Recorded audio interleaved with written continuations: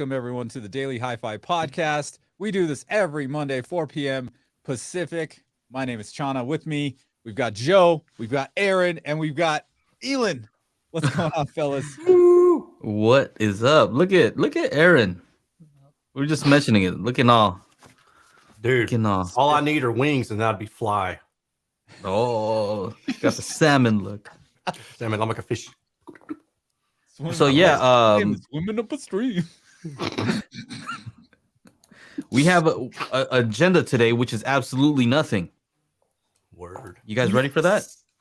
No, I don't know. Yeah. I got my water, got my Truly. I know that's all you need, right? I got my Aaron fake matches Red Bull. my drink. I do. Look, I got milk and I got water. Is Truly like a hard seltzer kind of thing?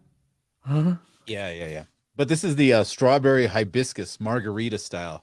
Ooh. This thing's really good. I love this thing. Wow. Oh yeah. Yeah.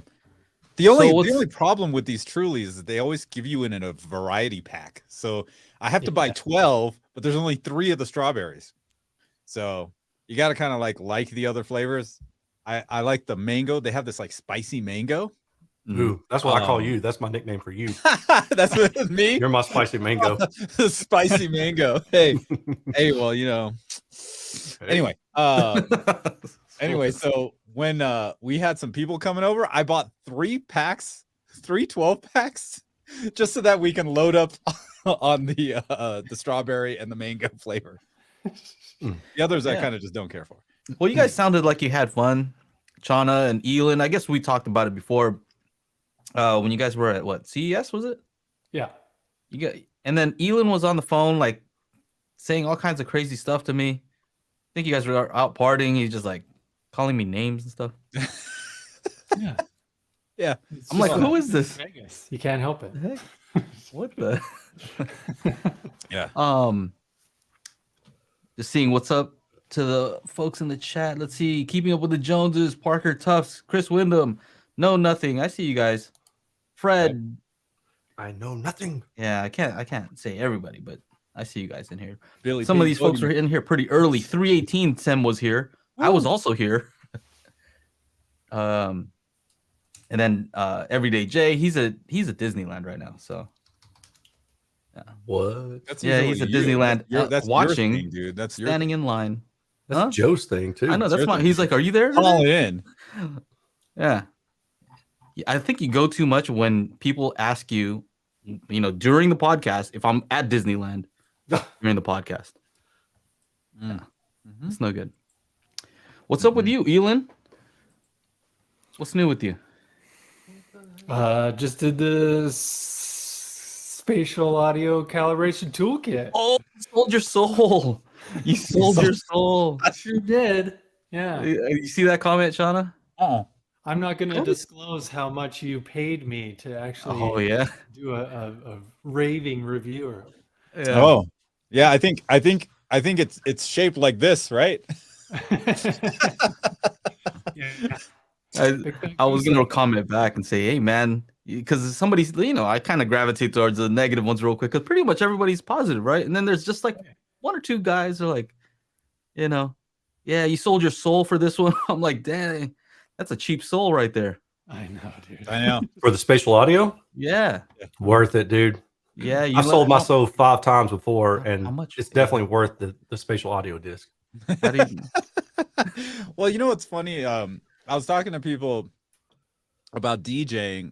Some people that know me from when we moved into town like 10 or 12 years ago, and they're like, so you get to play whatever you want here at this gig. I'm like, yeah. And at weddings, yeah, I sell my soul $4,000 a day, pretty cheap. They're like, yeah, that's a pretty good deal. I play whatever you want. So You that's your number, huh? 4 What? G's a day. For 4,000 a day. It's on my website. You can go look. Anybody can go Okay. look. That's where it starts.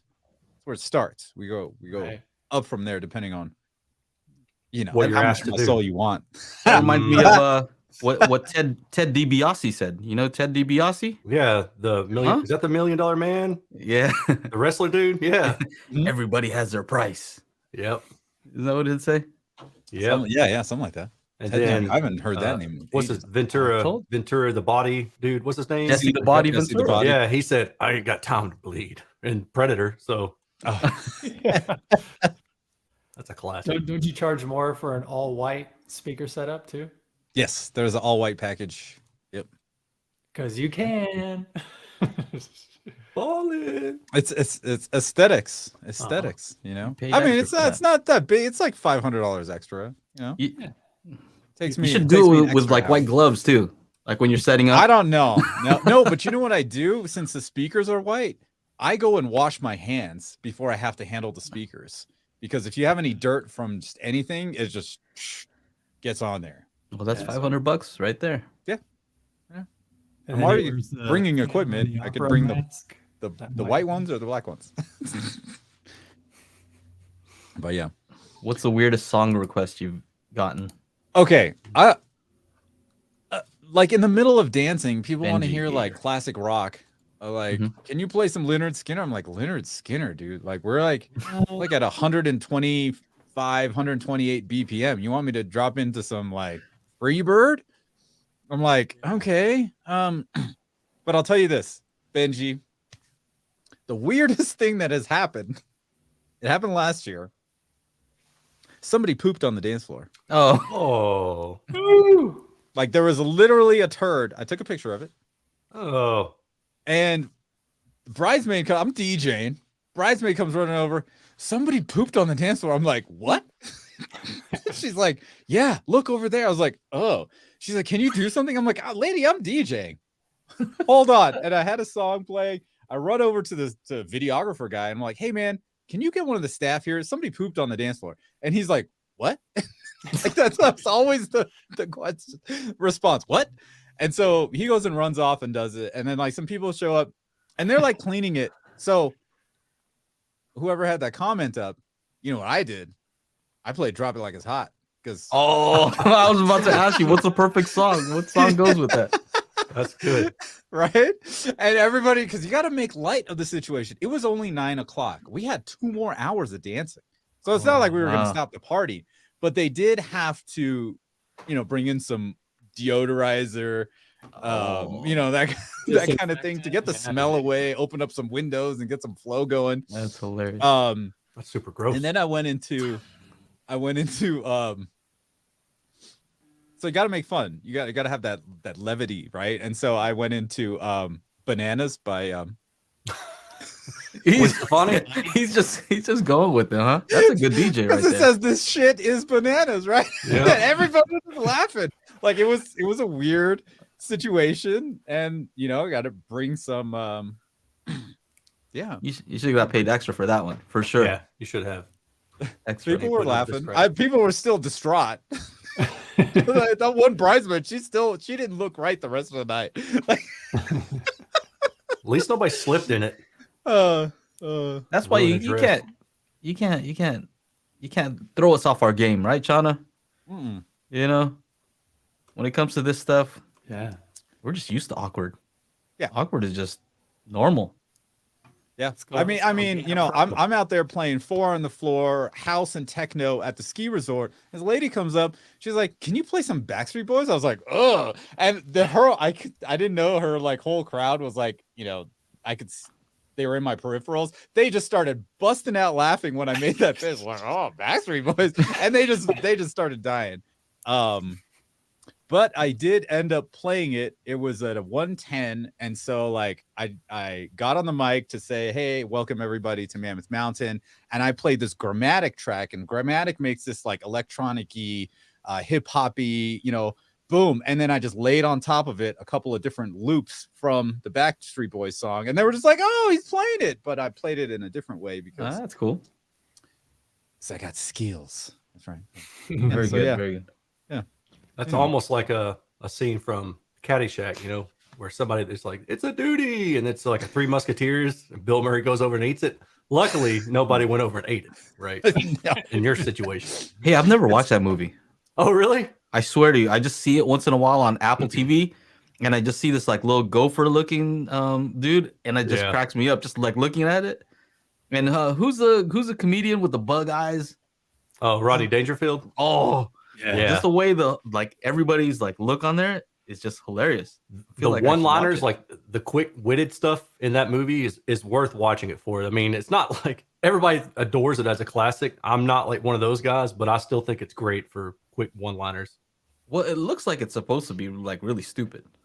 Like, yeah. It I looks. mean, There's no way that you're supposed to take that seriously. Like from what I saw, I mean, Is it Chevy supposed to be a Chase is serious in movie? it. He Chevy has some really Chase, yeah. good one-liners in there. Mhm. Like there's the one part where he's like putting the golf balls and he's like, no. He's just kind of hitting them randomly and they're all like he's sinking all of them. And the caddy that's with him goes, "Oh, it's amazing," or something. He just says, "Thank you very little." I quote, "Thank you very little" all the time because of that one scene. like a lot of these shows, like right now, like there was some movie that was on, and over the weekend, I'm like, oh my god, have you seen this movie? And Sasha's like, no, I haven't. And so we were watching it, and then like 20 minutes into it, she's like, is this supposed to be funny? I'm like, yeah, I guess when I was like 8 or 9, it was hilarious, but now it's just bad taste. It's in bad taste. There's a lot that are like that now. Yeah. There was this article I saw about the article was like woke millennials watch like American Pie and Revenge of the Nerds and like all these things from back in the day. I'm kind of curious to see what people think about that. Yeah, and they were like so offended. They're like, this is not funny. Yeah. Really? Stuff does not it age was well. funny. Yeah. Yeah. Wow. Okay. Yeah, none of that stuff aged well. Oh, all right. Not like Aaron. He ages Not very like well. me. Like a Look at that. fine wine. Look at that hair. Look at it. Look at it. it. Oh yeah, baby. You want to come and rub on it? Yeah. Hold on. Anyway, Please. woke millennials watching Blazing Saddles is the best. I bet. Any of the Mel Brooks things from back in the Oh, day, wow. like History of the World, like they probably would have been like, "What was this comedy? Was this fun? Is this popular?" Oh man. Here. See when I just type in caddy. This. Then I Have you seen- click on this. I just see that. I'm like, what is that? What is that? It's such a terrible. Yeah. Did Aaron spray on that hair? LOL. I did. Y'all don't even know, man. Wonder who Let's made see the here. gopher. Let me think of Jim Henson. Hold on a second. Yeah, I actually went to like a sporting goods place and like they had golf club covers, I guess. I don't play golf. But they had those covers and they look like that gopher. So I'm like, oh, I've seen that guy somewhere. Anyway, let's talk about some audio stuff. Anybody have any questions No. about audio stuff? Oh yeah. Oh well, we were asking about Ealan. What did you find after you sold your soul? What happened? After you sold your soul. Like Chana and I had a conversation on the phone real quick about how I uniquely took advantage of the timing aspect of the calibration disc. Just trying to physically move the speakers in a way where the timing was correct, or at least I could hear like a phantom center between two particular speakers. So that Yeah, I never knew somebody was just gonna move their speakers. I'm I like, thought that was the coolest thing, that's cool, actually. yeah. Like Yeah. nobody does that. Like there's more than one way to skin a cat for sure. Yeah. So that was my at least first attempt to try and get that timing right. But today, this morning, I did go back. I actually watched Joe's video on the timing portion that he just posted, and then just took that into account, and then went in to my IOTA AVX17 and changed the distance of each speaker. Listen to those little ping pong things going back and forth, and then just adjusted. But the weird thing was, for whatever reason, the surround back left, the distance that actually made it sound like finally that there was like something going on between the front left and the surround back left was like in the AVR, it was like twice the distance of the surround back right and the front left. That's weird. Because the surround back left, it was somewhere around like 7-8 feet where it actually sounded like I was in the middle. But surround back left and the front left, I had to turn it up to like 16 feet for it to actually sound like I don't know what's going on in my room. I mean, it's just a rectangular room. There's no like weird angles or anything. So that was truly bizarre. But it's just another reason why not only physical changes, but also acoustic changes need to happen. You know what's interesting is when it comes to imaging between speakers, it's delay and level, right? Yeah. So maybe instead of adding so much delay, I wonder what would happen if you like just turned up the volume on those rear speakers. Do you think that would help, or was It's it possible. But I mean, Well- the surround back right and surround back left were both the same level when I was doing the level matching. Yeah, but I think what I've been finding in our Discord group is some people are saying that even if the mic says it's level, the fact that maybe that you have a seat back because of our ears, it's not the same as what the mic sees Yeah. as equal. So for you to perceive it equal, you may have to turn it up a little bit. So it's Yeah. like when you sit there, you're like, it doesn't sound the same like that. The front one sounds the same, but the one in the back does not. And so you may have to bump up the volume. Yeah, that's true. Or maybe there's something with my left ear. Maybe my left ear perceives sound or direction of sound where it's coming from different than my right ear. Who knows? That's the same thing.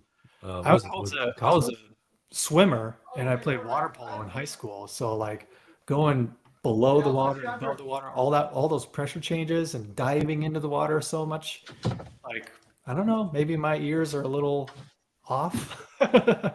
So it was just interesting to me to know that that I had to change those things so drastically. Yeah. So what Did you happened? just come in with a bunch of food? Yeah, she made me a wrap. She was gone before the. So anyway, yeah, sorry. What kind of rap? Like gangster rap or hip hop? I think it's chicken with the spinach, cucumbers, and Chicken with the spinach. yeah, yeah. Although I do have one more thing that I wanted to address on this podcast about the calibration toolkit. Okay.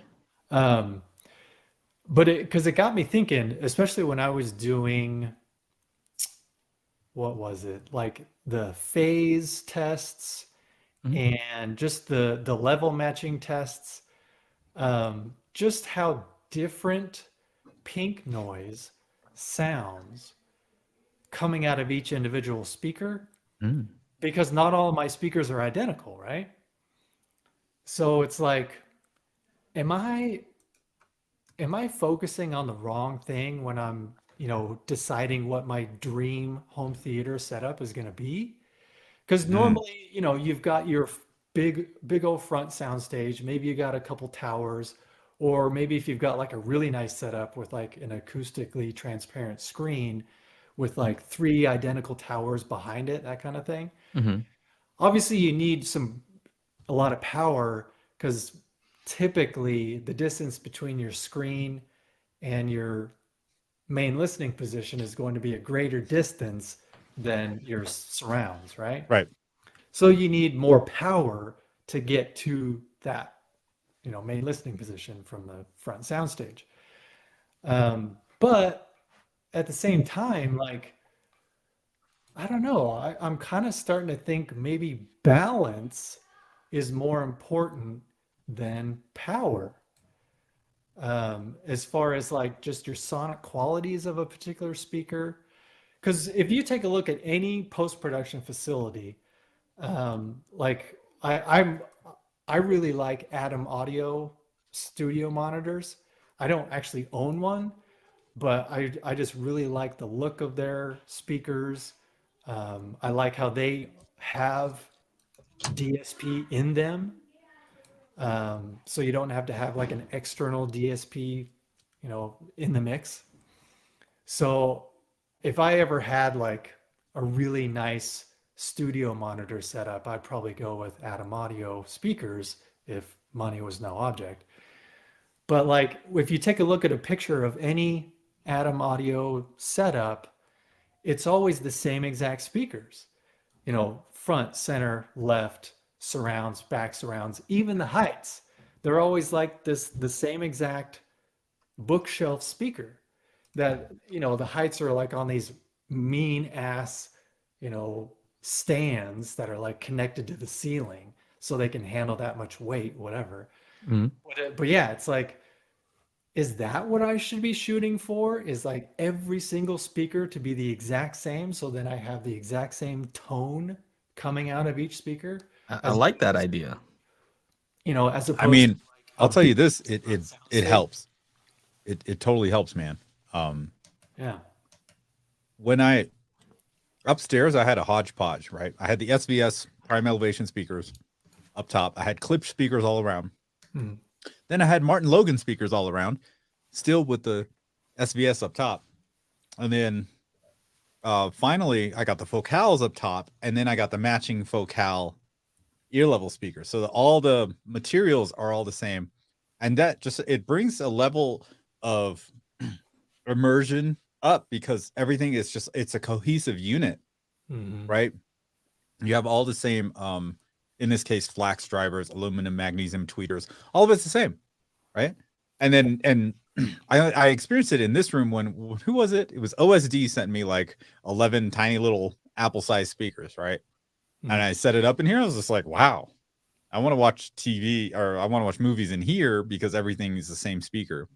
You know, upstairs, it's still not the same speaker per se, right? The height channels are like 4-inch, you know, is the woofer as opposed to 6.5-inch or whatever. But there is something to be said to at least matching the brand of speaker so that even, you know, like it was very important, you know, like your front stage have the same timbre match when for things panning around. But now that we have sounds above us, it actually does make a difference. And yeah, I like it. Yeah.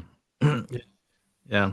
I think I like that idea though. So if it's between like adding more power or having everything have similar timbre, because that's what you hear the difference is, right? When you're hearing that pink noise, it's hitting all the frequencies. And it's like that one sounds different, Yeah. right? Yeah. That's a different tonal balance there. You know, it sounds like, you know, just that slight difference. That was perfect. It's gonna make a difference. Like, Yeah. as far as, you know, timbre matching and balance is concerned. Yeah. Like, Yeah. so, because I remember, Chana, you were talking about how you had some towers in your front soundstage at one Yep. point, but then you downsized to bookshelves, and it like made that much of a difference because, you know, obviously we all dream initially that we want to have just these Ginormous yeah speakers, these yeah. huge towers. And I mean, yeah, that's cool. But honestly, now, like, I'm steering more towards huge towers just for like a stereo hi-fi setup because Yeah. it really makes a difference with listening to music. But home theater, Yeah, I mean, it wasn't until Joe did the Magic Beans calibration. Once he did that, I was just like, man, this, because I didn't have the subwoofers on when I listened to music 2-channel previously. And then we did, and that was with the Martin Logan towers, the electrostat towers. And once we did the Magic Beans calibration, I was just like, wow. Now we integrated the sub and they integrated so well that I was like, I don't need towers. yeah. I don't need towers at all. These guys As are long as killing I me have in the Joe chat. and his Magic Beans. Why, what's happening? They're just like nonstop Fast and Furious quotes. From You caught look what you started. just know, man. nonstop, like Started, everybody has a Aaron. different I one. posted the one thing and I didn't even think anybody would get it. Just keep Immediately, going. Chana got it, and then everybody just starts going. Yeah. Doctor said I Oh, got high love it. metabolism. How about this Just don't one? see cuz. How about this one? Pockets ain't empty, cuz. Oh, Because they need to cuz. Or this other one. Here, perfect. uh-oh. We hungry. We hungry. There it is. Monica. Oh God, I forgot about that one. No, Monica. Monica. Oh man. Oh yes, yes. Yeah. The Um, greatest. I What think were we talking about? we were talking about you almost had me.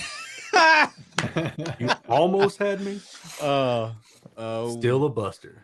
So Ealan was saying that instead of trying to buy more power, add more power, Mm. Matching up the speakers, I guess, essentially, right? Mhm. Yeah. So that's what a good room. What do they call it nowadays? room Calibration, calibration, Correction. room correction. House Yeah. curve. I forgot about it because I was thinking about how that's so inaccurate. You know, Yeah. Yeah, right. It's You're like not a room correcting the correction. Room. There's only one room correction. It's putting up stuff in your room and changing your room, right? But a good correction should make the speaker sound more similar, Yeah. right? So when you do run that pink noise, they should kind of have, I don't know, they're not going to be exactly the same if they're all like different sizes and things like that, but tonally they should all sound more similar. I than remember different. I sent a preliminary 9.1.4 call out to Shane, right? Spare change. Mhm. And he's like, I was like, how did it go? He's like, it made it glaringly obvious that I need to change my front wides. I'm like, why? What are your front wides? He said, they're not the same as all the other speakers. And it was just so blatantly obvious that it was really bad. I was like, oh, sorry. But it worked, right? And he's like, yeah, it worked. Exactly. Yeah. It told me I need to buy new speakers. Right. Yeah. Yeah, so I did that timing video because Chana, you asked me, and a couple of weeks late, but I made it. Yeah, you made it. My problem is I'm too close to the thing. I made those test tones. Yeah. So if I make a video about it, it's not like I can just like go and talk about how to use it. I'm like, oh well, I made these test tones, and this is the reason why I made it, and this is the thought process behind it. He's like, I just edited this, and it's still 40 minutes long. 40 minutes. I was like, dude, what do you mean? I got to get it down to like 10. So Still couldn't do that. That's my issue. How to keep it simple when you know what? I think it's sometimes when you know too much. I know it sounds like I'm bragging, but when you know too much about something, it's hard to like figure out what to take out. Because like, no, that's important. I can't leave that out. Can't leave that out. Whereas like, I probably could leave a lot of it out. Is the truth, right?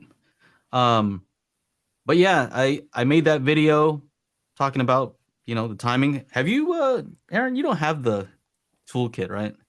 No, I don't. I don't have a need for it. Yeah.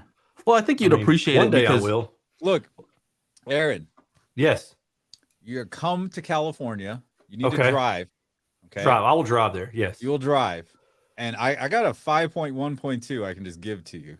Okay. It's in storage. They're big. There's those Polk Reserves. They're just sitting in their boxes. Those are great. Yeah. I'll just come pick them up tomorrow. Yeah, come pick it because it's going to be too much. I mean, I'd say it's probably like $500 if we shipped it freight. Yeah. All that stuff. I mean, if you want to, it's summertime, take, your daughter out to fucking whatever, Disneyland, some shit, Universal, swing by Mammoth with a I'll look out for those sneezes, bro. You won't get me this time. Sneeze all over your stuff. Oh man, I'll do it. Yeah, Joe and I were talking earlier, and what did you say? Said something like after I visited Joe last year, he said he sprayed Lysol all over the place. Oh no, because I said like, oh yeah, I wish you could have hung out like longer, but you were busy, you're doing your family thing, and I'm like, we're probably like the most paranoid like COVID people, like all wearing masks inside. Yeah, that's right. When a guest comes by and he's like, yeah, I sneezed all over your stuff when you left for a second. I'm like, yeah, that's cool. I sprayed everything down after you left too. Yep. Yeah. So that's how we roll. That's it. No, but I was pumped, man.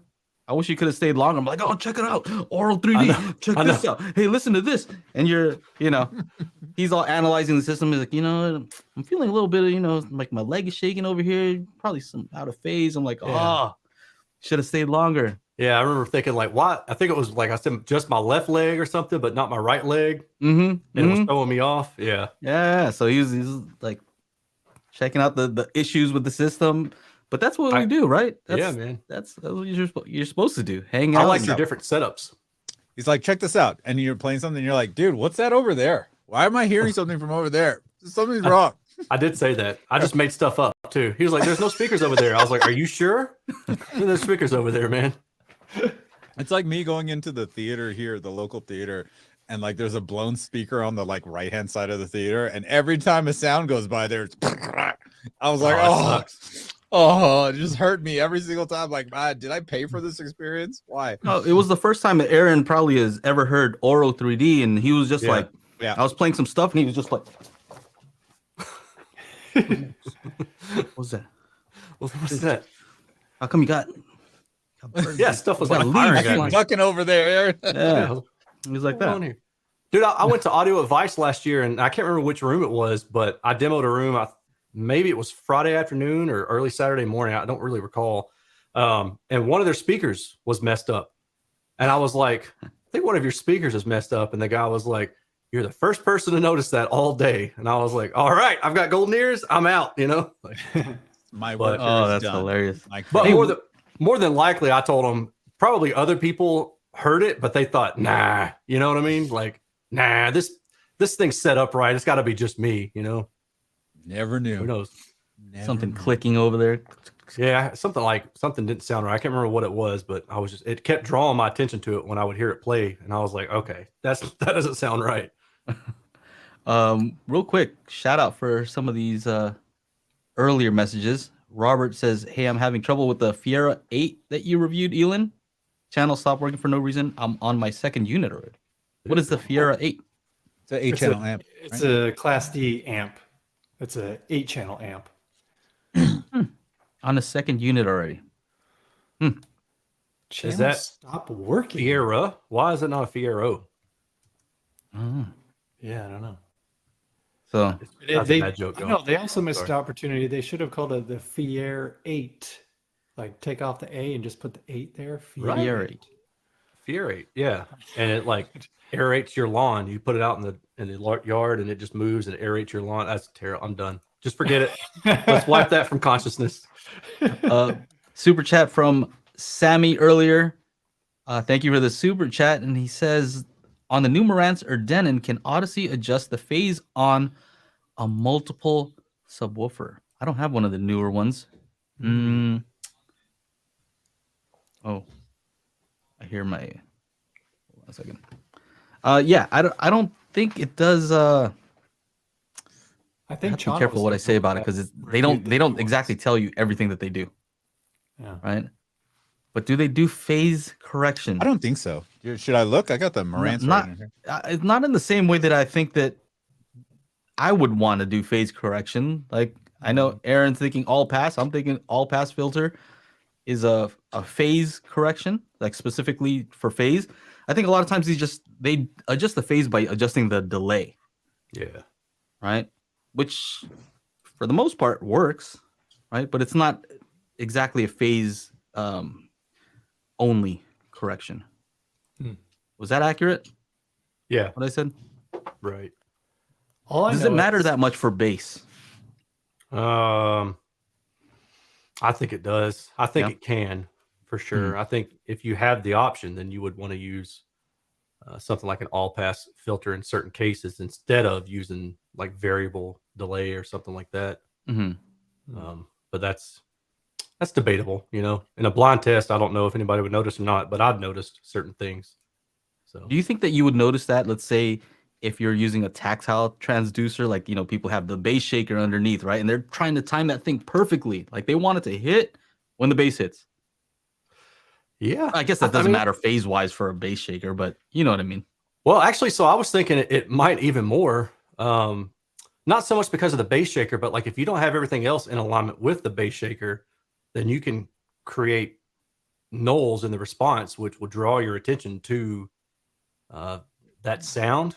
You know, like I don't know how to explain it. It's kind of like I really just don't. Frankly, I don't know how to explain it. But when Yeah. you hear it, you hear it. If you ever go and take like your sub to mid bass speakers, or your sub to tower speakers, bookshelf speakers, whatever, your sub to mid bass transition area, and you purposely throw them out of phase, you can actually hear if it's.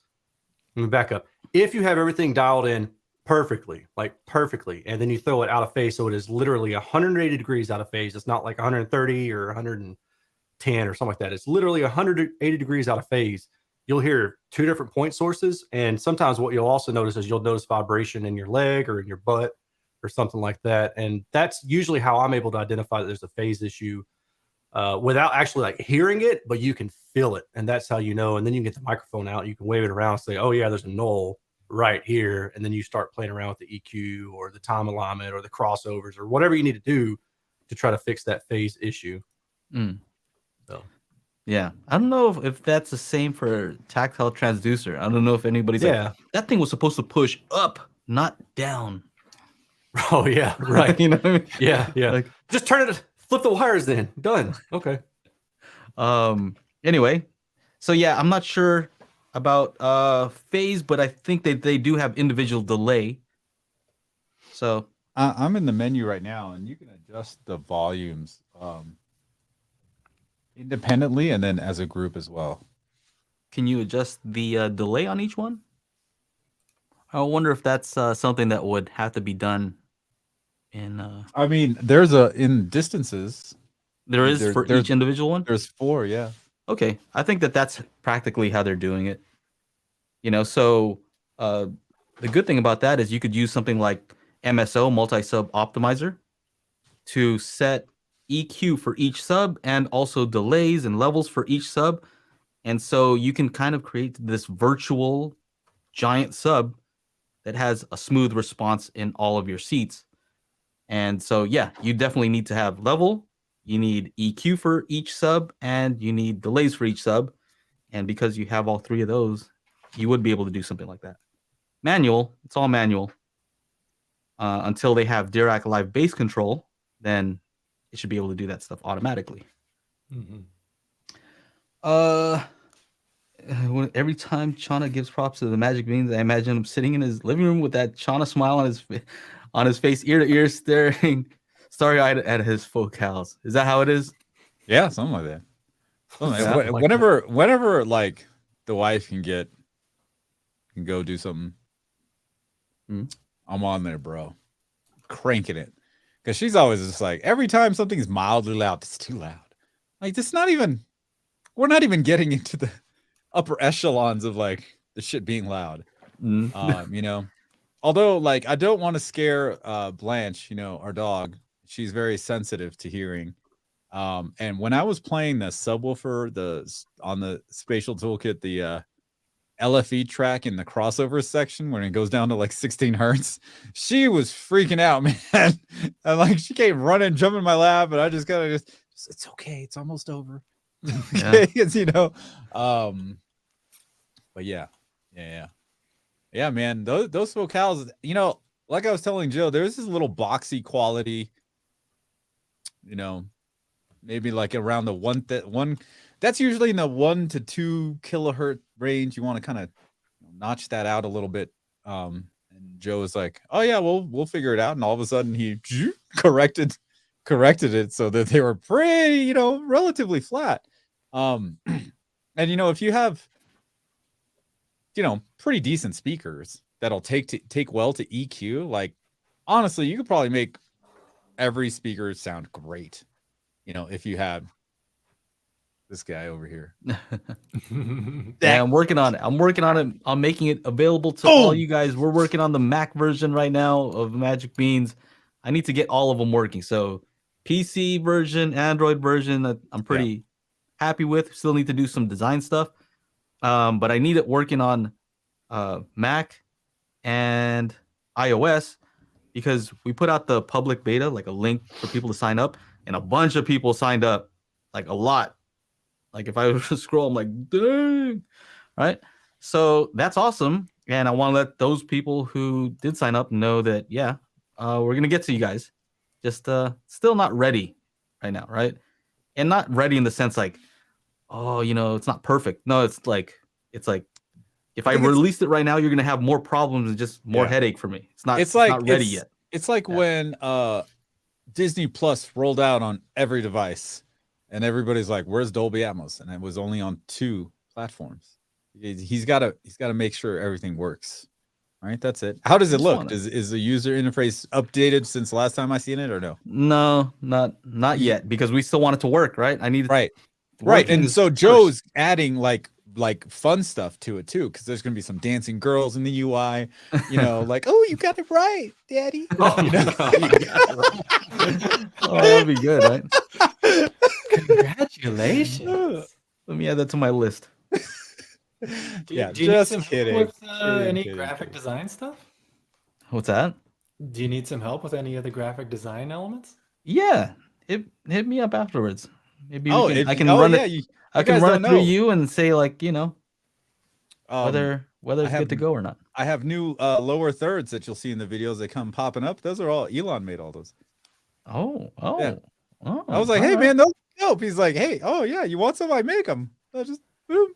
Just Yeah. sends me the Actually, file. So the methodology for it, right? The algorithm is set. So that's why Ealan, before the show, I'm like, hey, can you take some measurements? We'll do 2 speakers, like a 2.1 setup, your 2 speakers and a sub, and then you'll have an idea, like, when Chana says, oh, Magic Beans, this is what it did, at least you'd have some idea.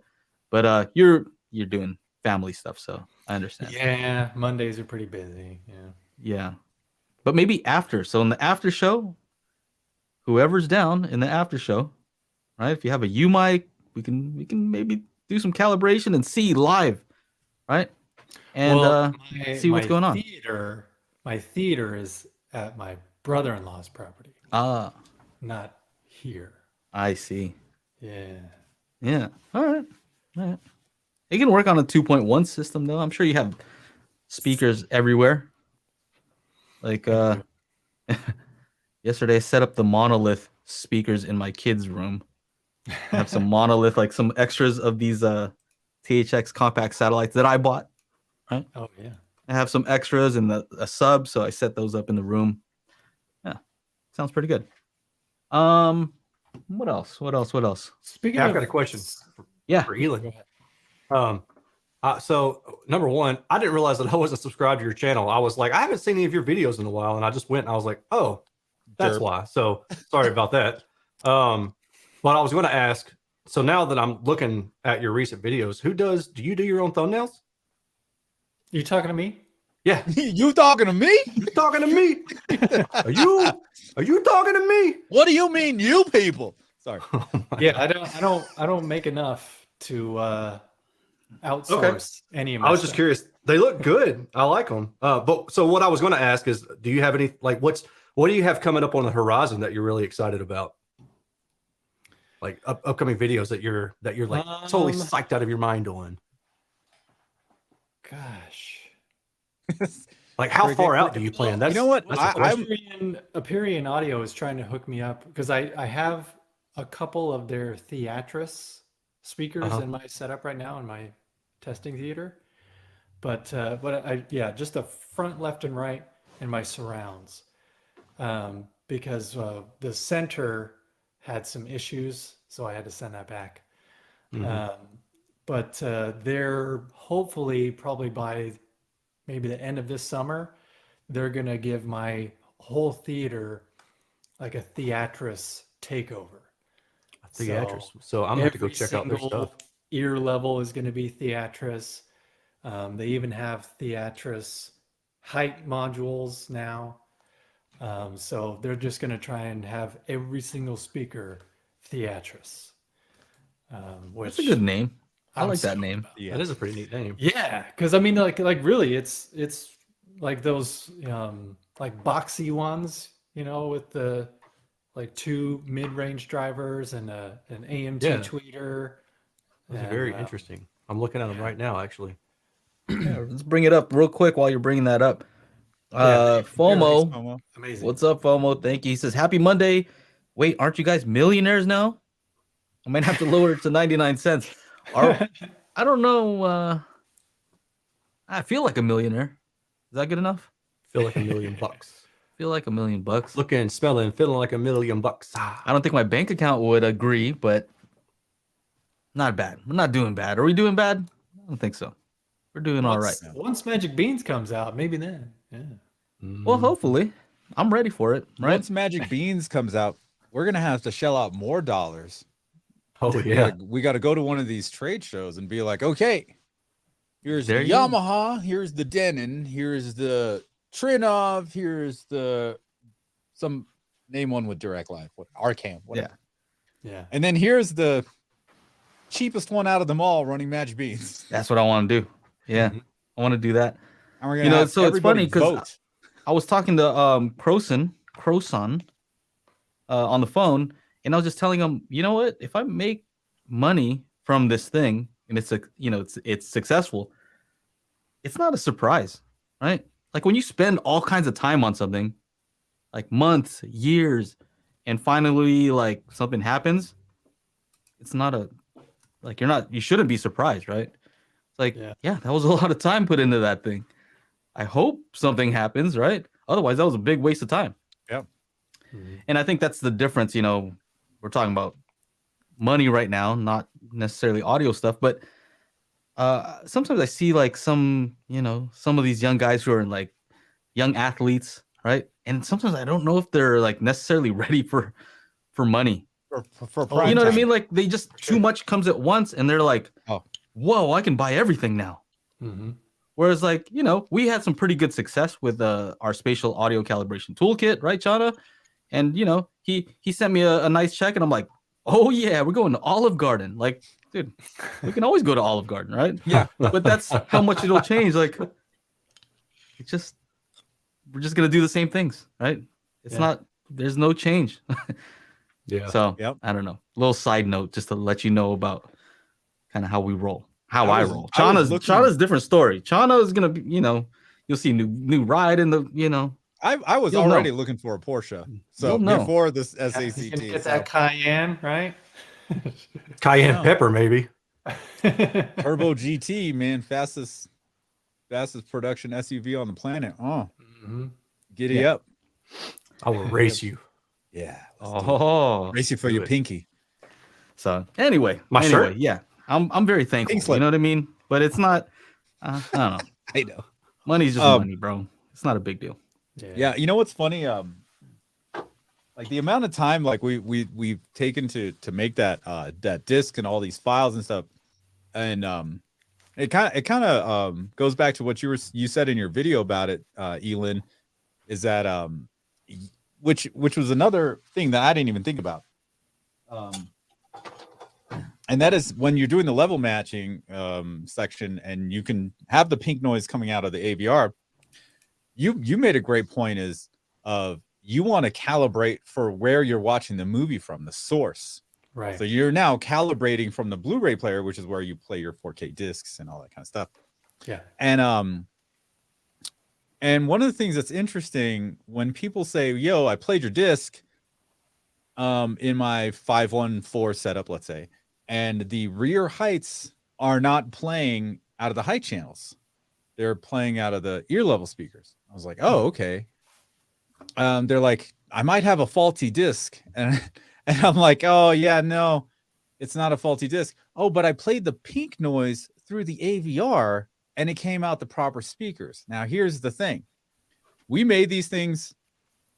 I think the call outs were the first thing I ever made, right?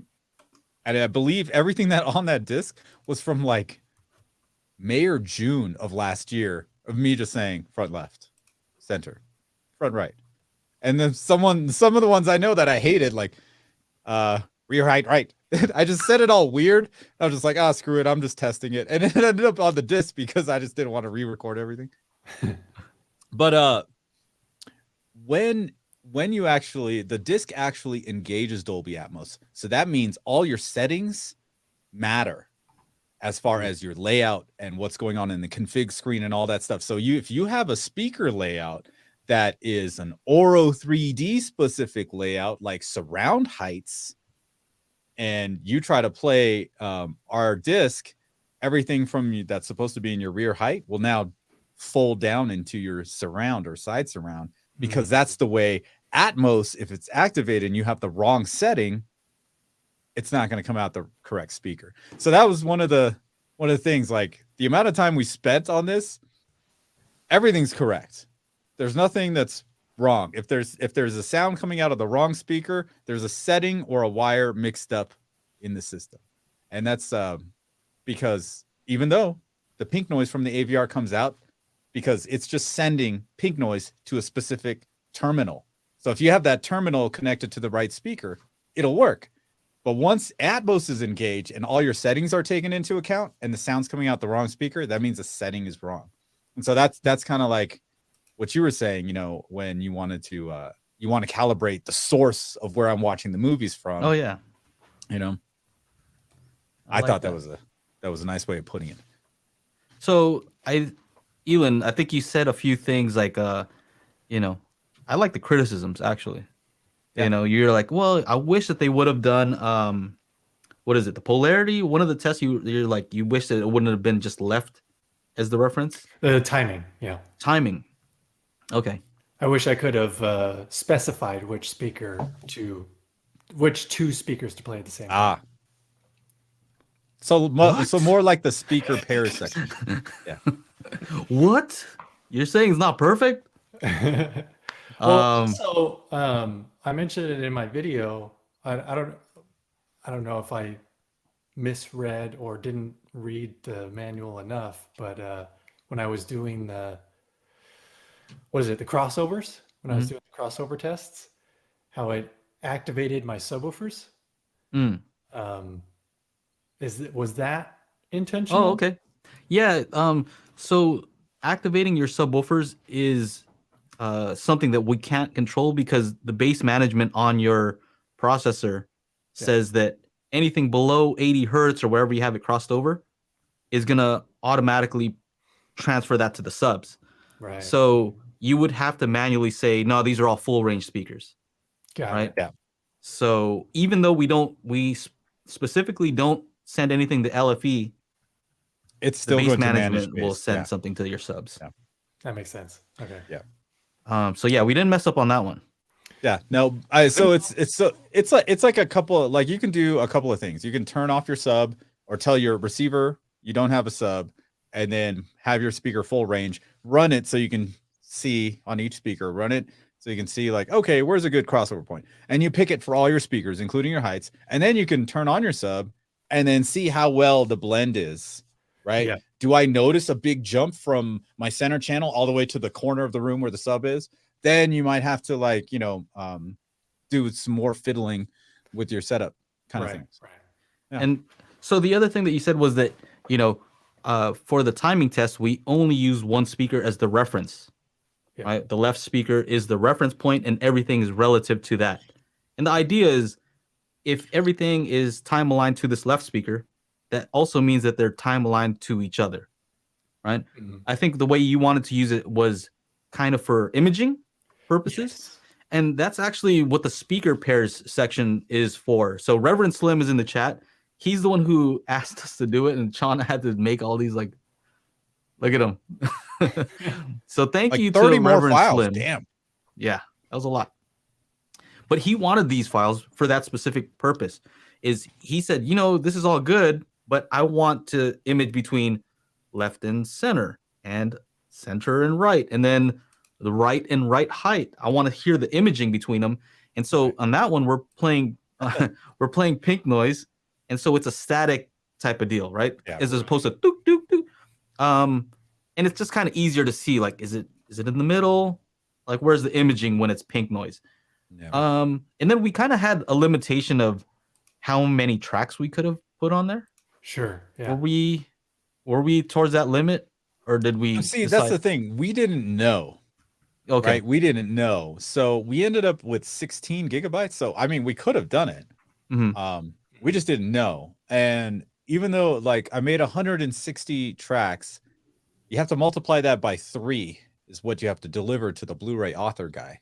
So 480 tracks is what we delivered to the author. So from there, then he has to stick it in and then just be like, oh, it pops out like 16 gigs. Okay, we didn't know. Yeah. So it wasn't something we could have checked beforehand. And so we were kind of playing it safe, you know, because we had a deadline. We're like, we wanted it out by a certain time. And Joe's like, oh, let's do 2 minutes on everything. I'm like, 2 minutes on everything, dude. That's gonna, like, take up all the space. Yeah. So it's funny because I haven't had to think about, like, space limitations in a long time, right? Mhm. Like, when do you think about like, oh, do we have enough space for that? Like, no, you have enough space. No, we You know got what I 10 mean? terabytes on this hard drive. Right? Right. So that's kind of the reason the speaker pairs would be useful for what you're trying to do. Where Sure. is we try to do all the permutations. I haven't used that word in a long time. Yeah. Oh, that's a good word, man. And Yeah. and like How Joe to gave me spell the list, and I was like, in my head, I'm like, okay, I got to organize this out. I'm like, did I get these two, those two, and then how to order it? Like it was all. We just wanted It's a lot of stuff. the speaker that was next to it. We needed to touch every speaker that was Yeah. So next if to it's the surround left, it'll be your middle height, your front left, your surround back, right, and then in the one in the corner, it's the other three around it. Mhm. So yeah. Hopefully A lot of visualizing I did on that one. I was just like, is this all of them? And I'm like sitting there. It's like 4 a.m. I'm like counting. Okay, this speaker. So we got to go these three.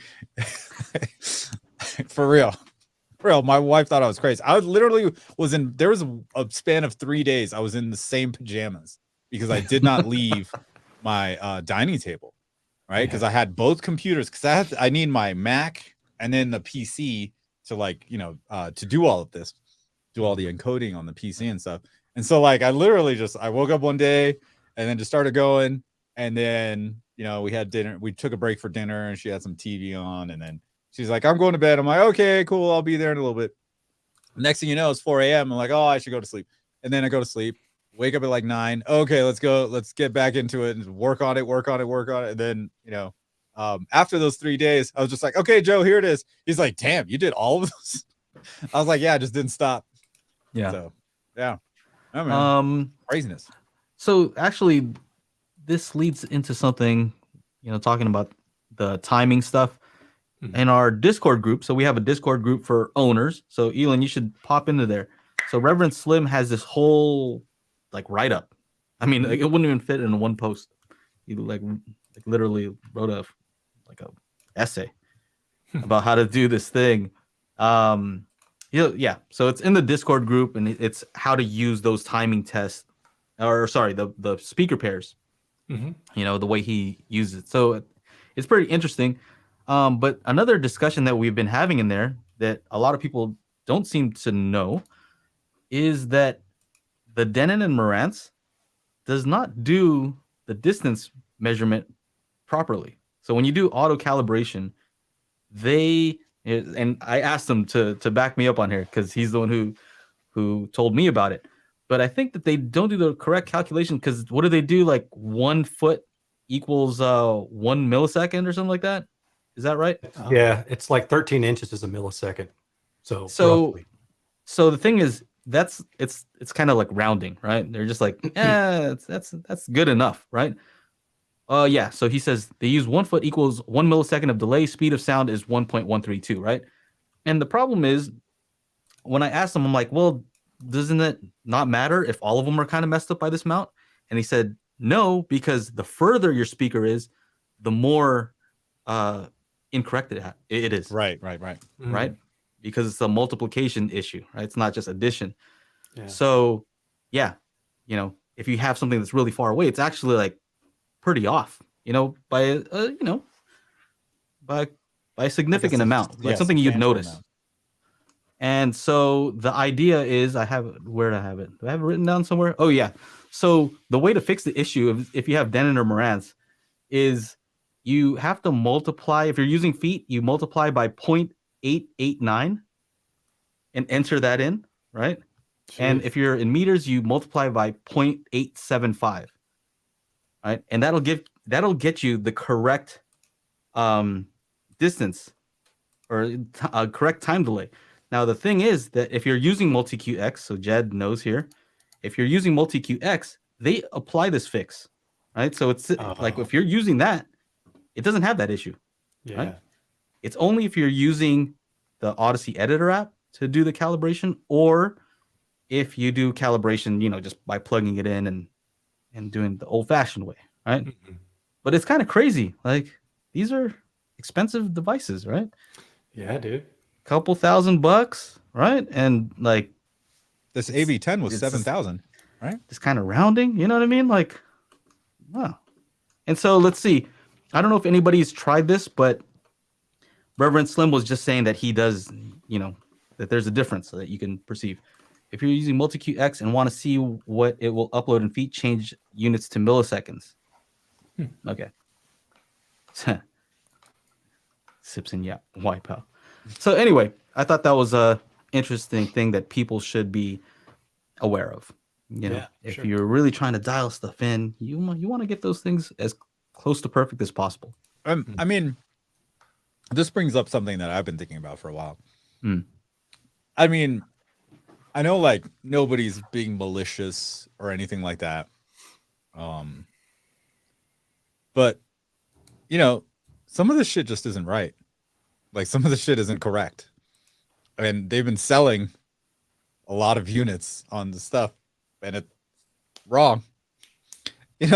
Like now we're having, people not really exposing, but just being like, oh, hey, there's something's not adding up here. Why is this not adding up correctly?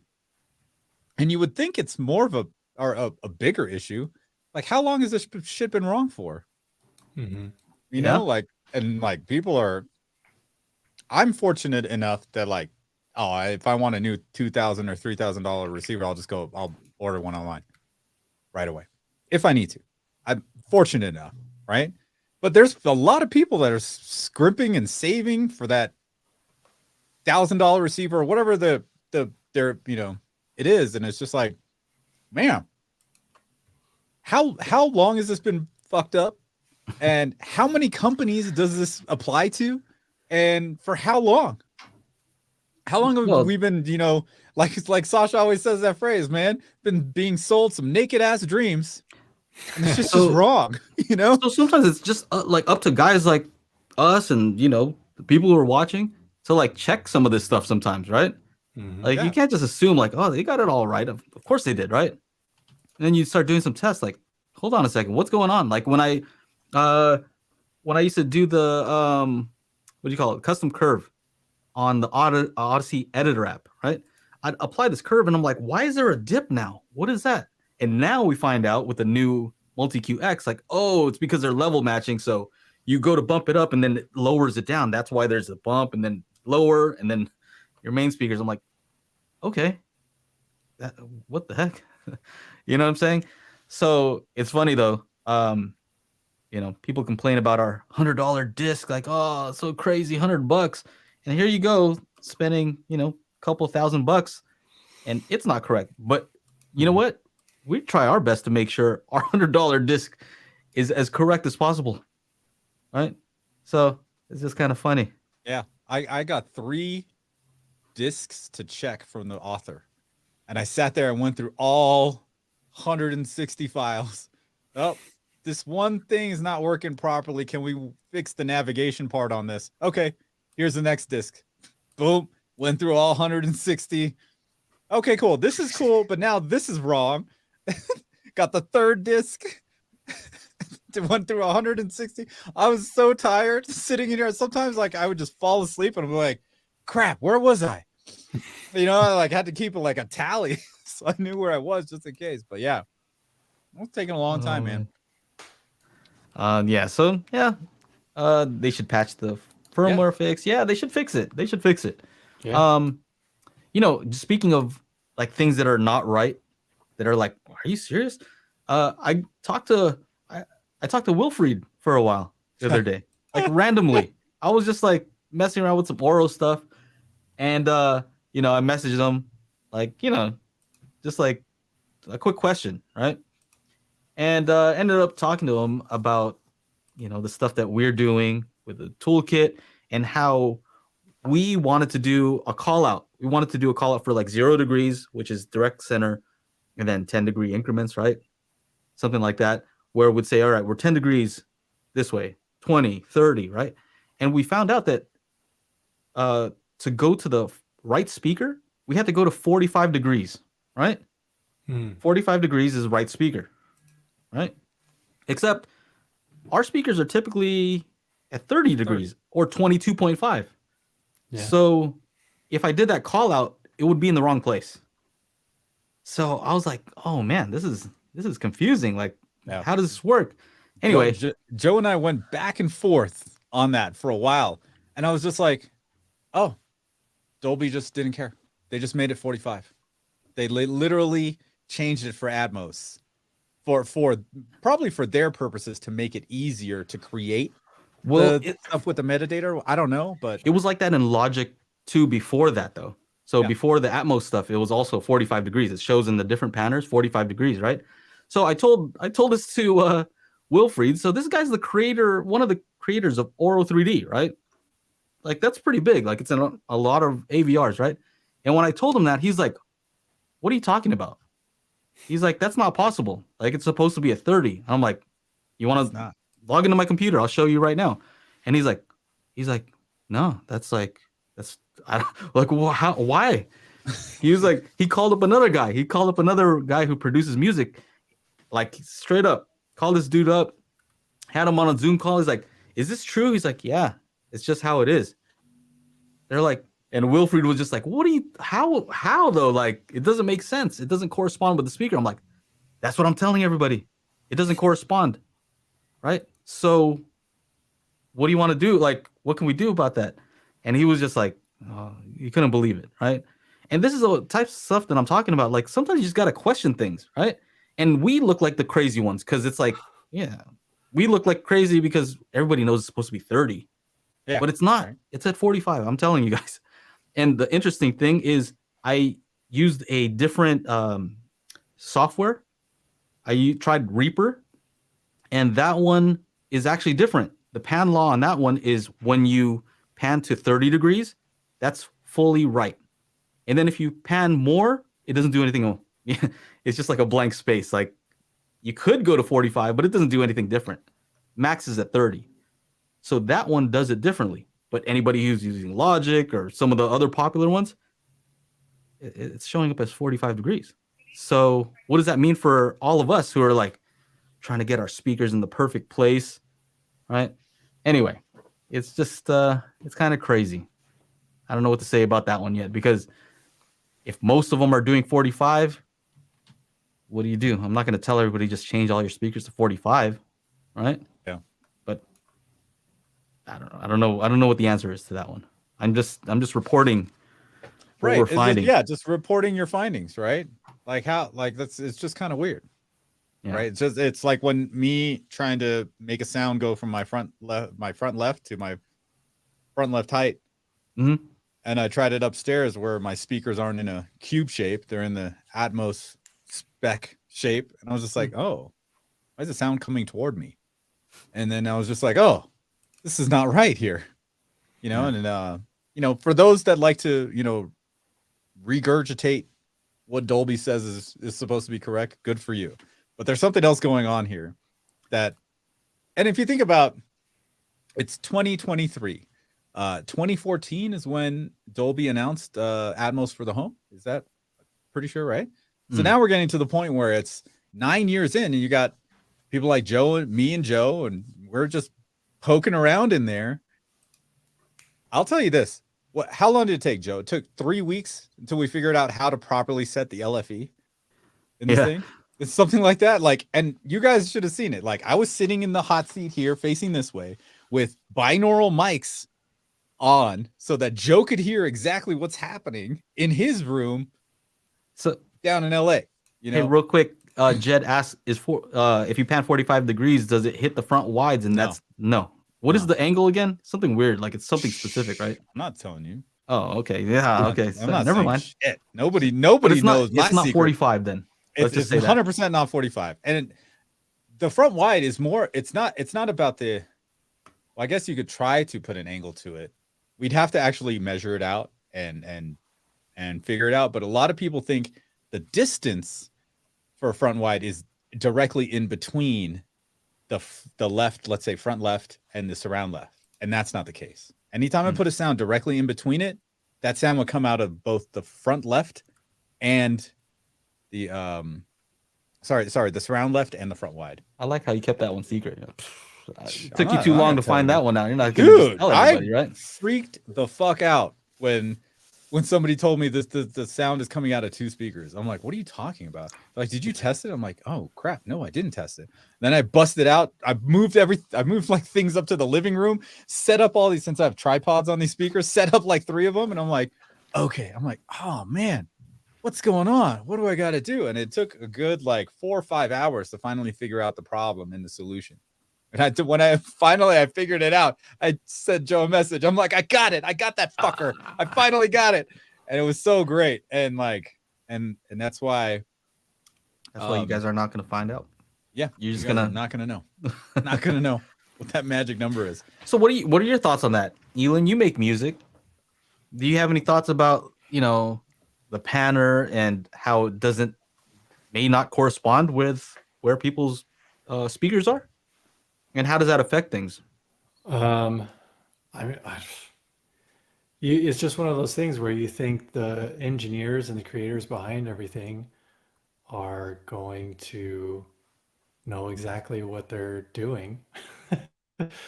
And it just turns out that it's not. I don't know. Whoever decided that 45 degrees was going to be, hard pan front, left speaker or right speaker. And then everyone just went with that. It's just totally bizarre. I guess it's because it's a square, right? So it just makes sense. Corners. Yeah. I mean, I don't know. It's been a long time since I've had time to write any music. So I can't exactly, express my thoughts on it just because it's been too long. No, I got you.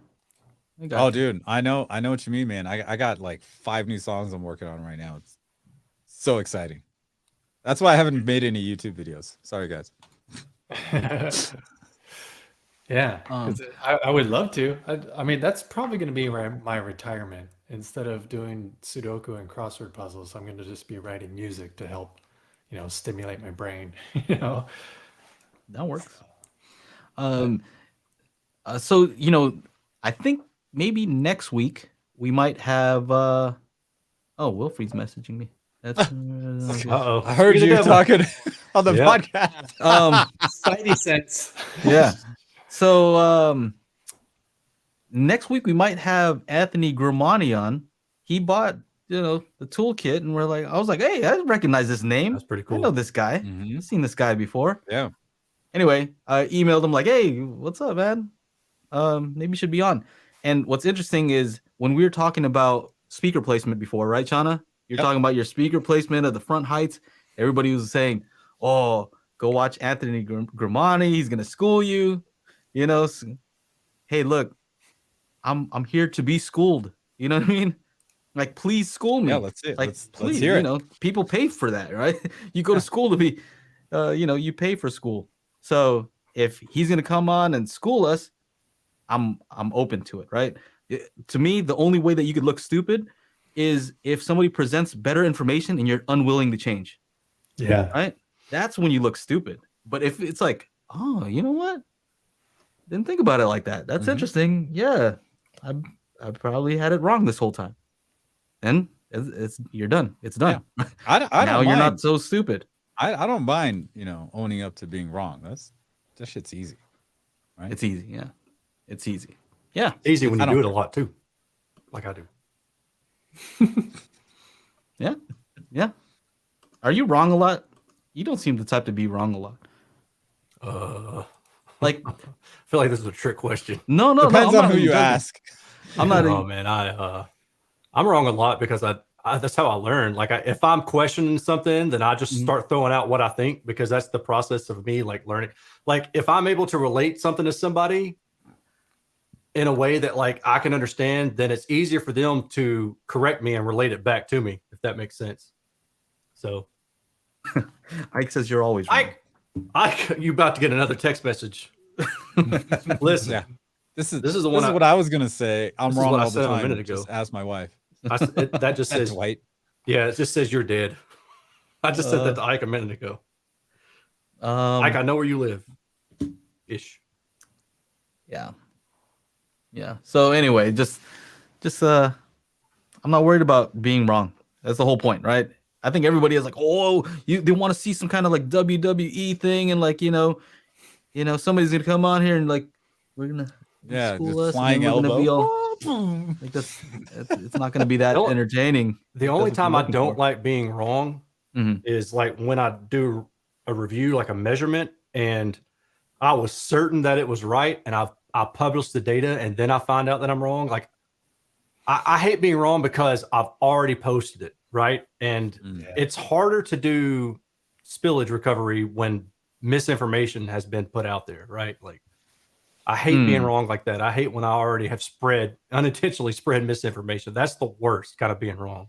Yeah, But you finalized it. So Yeah. Ealan, so kind of like back to our toolkit, right? Mhm. If we're wrong on this physical disc, there's no like undo. Yeah. You know what I mean? Like we made 1,000 of them. Like, Yeah. what are we gonna do now? Like, so that's why we're very careful about that. Ealan, when do you not like to be wrong, or what's your stance on like being corrected?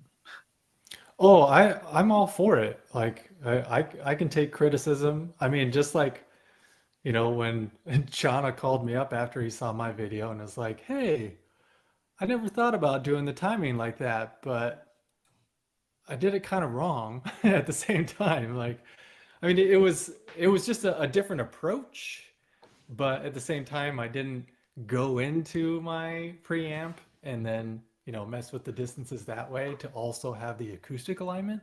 Mm. But I mean, I didn't say you were wrong. I asked. I'm like, did you read the manual?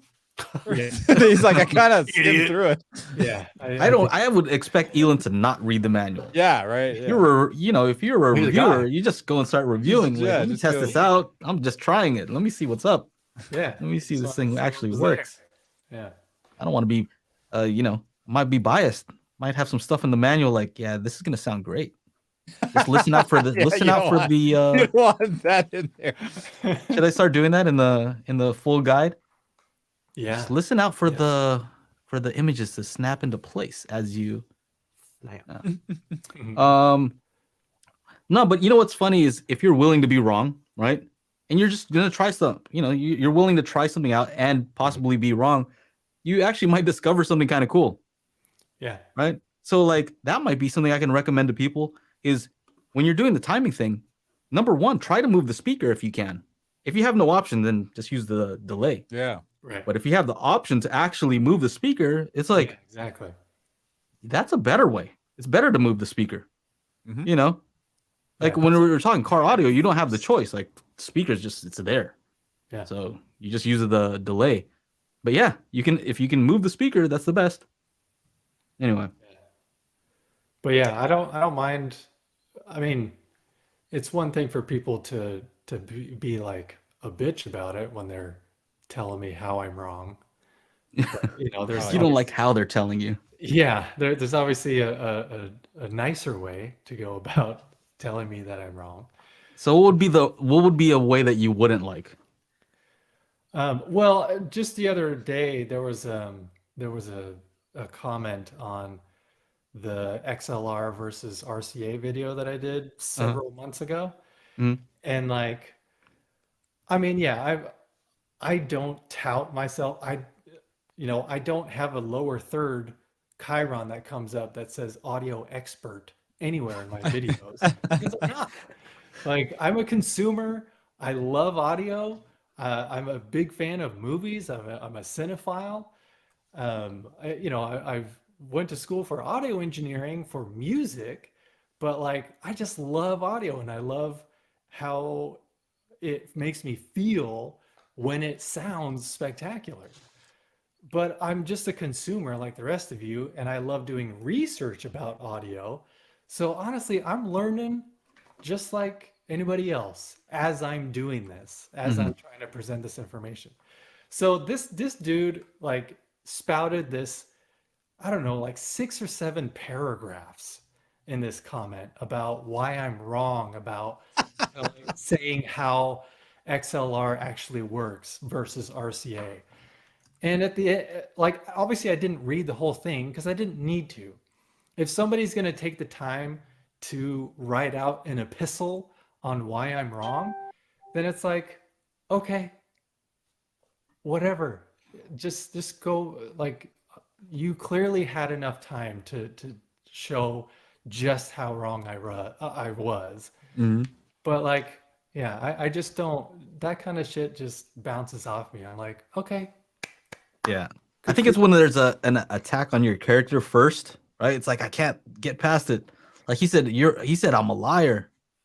I'm not a liar. And then like everything else could be correct from there on. But I'm like just turned off by the way, somebody would approach it. But I do, How they Yeah. tell you you're wrong. Sometimes I just get over it. I'm like, all right, let me ignore this first part, read the Right. rest. And then I'll reply back nicely. And they're like, oh yeah, sorry about that. Like, I having a know. bad day. 9 times You know what I out- mean? Those are the best. When they're like, sorry about that, dude. You're like, that wasn't cool.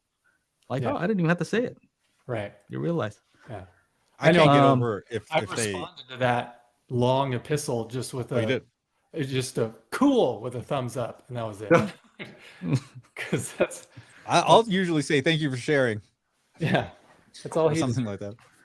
Yeah. But the one thing that always gets me, your point, no matter how eloquent it is down the toilet.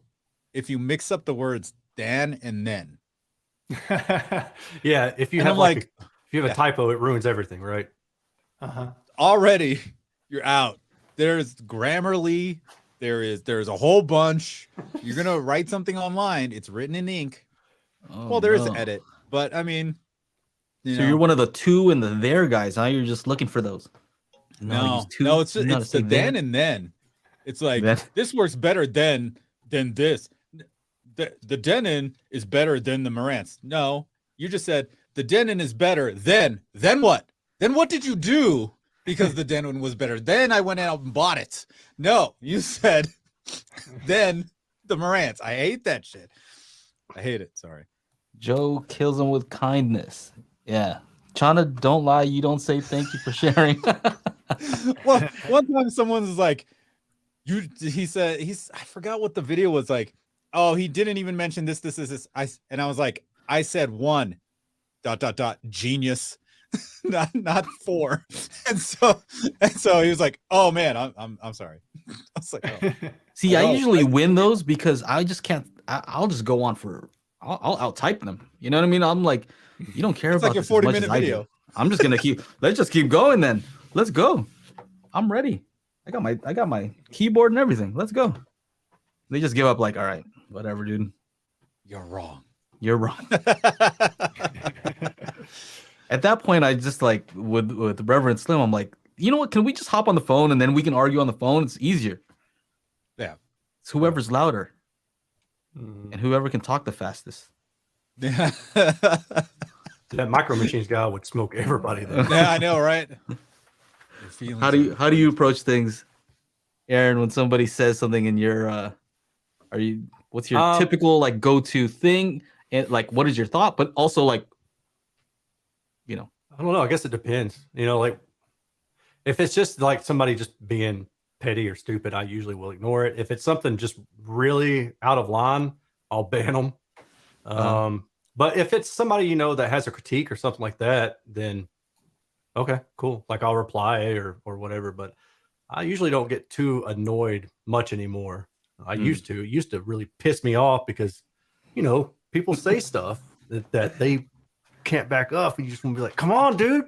I'll give you my address. We'll meet in the parking lot. We'll handle this the old-fashioned way. I've been in a fight in a Hardee's parking lot. I lost, but I've been in a fight in a Hardee's parking lot.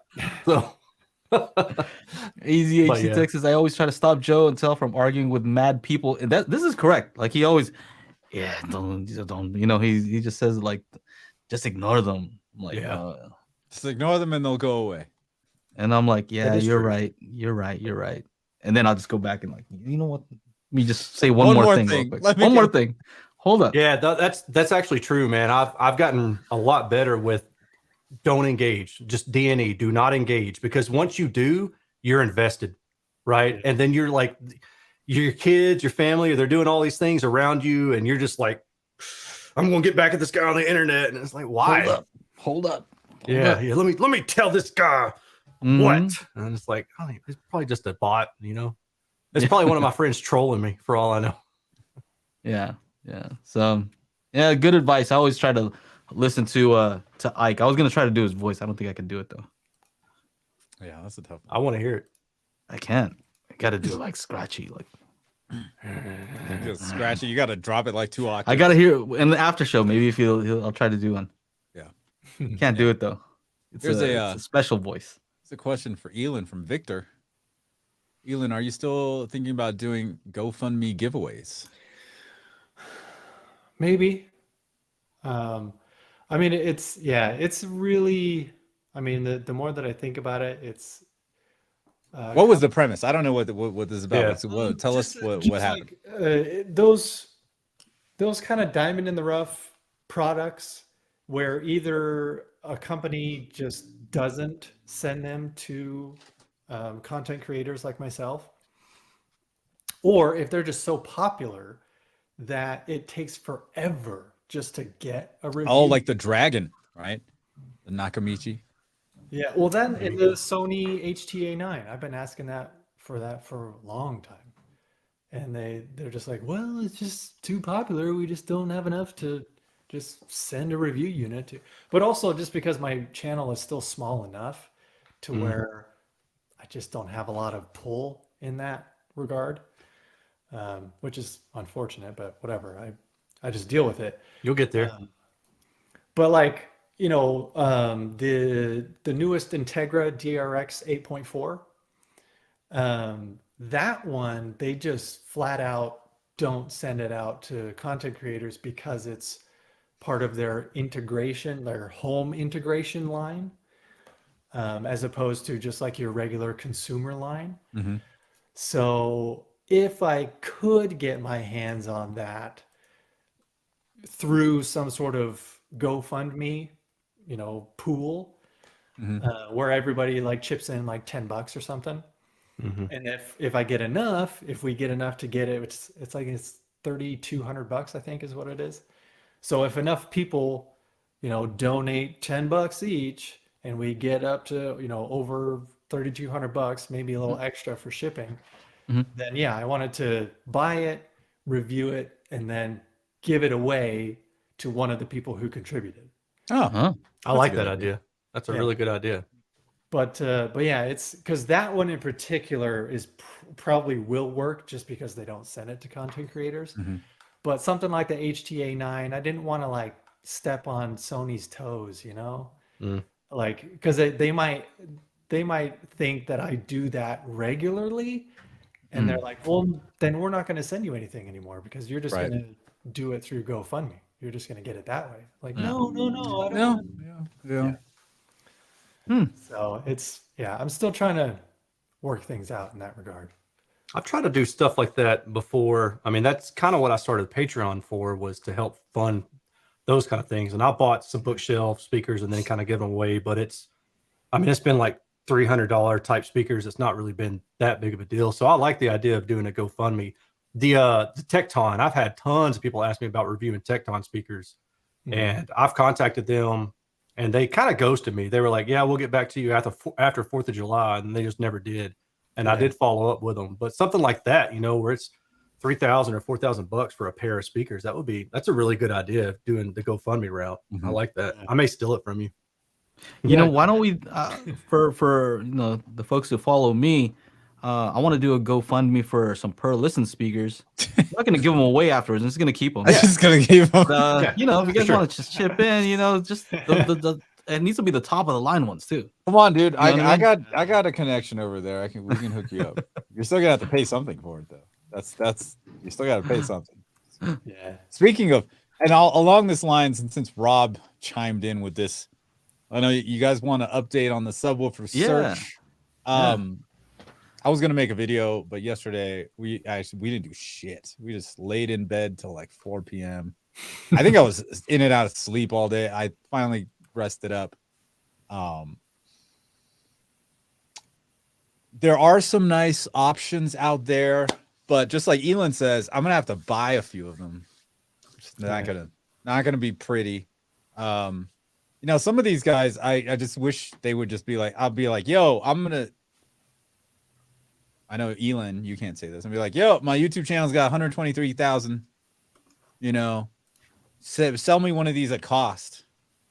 And, you know, I usually charge, you know. You flex on them like that? I don't really charge for a video. You flex on them?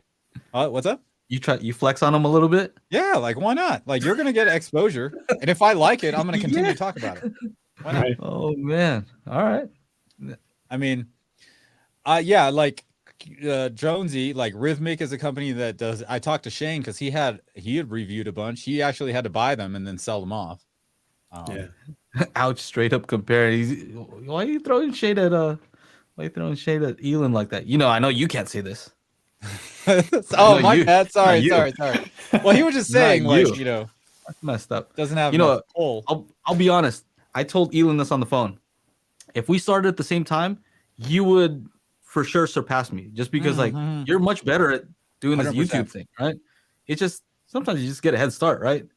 That's all it is. Yeah. But you're much better at, you know, making nice videos, and yeah, the you got the whole script, and you got like you're way better.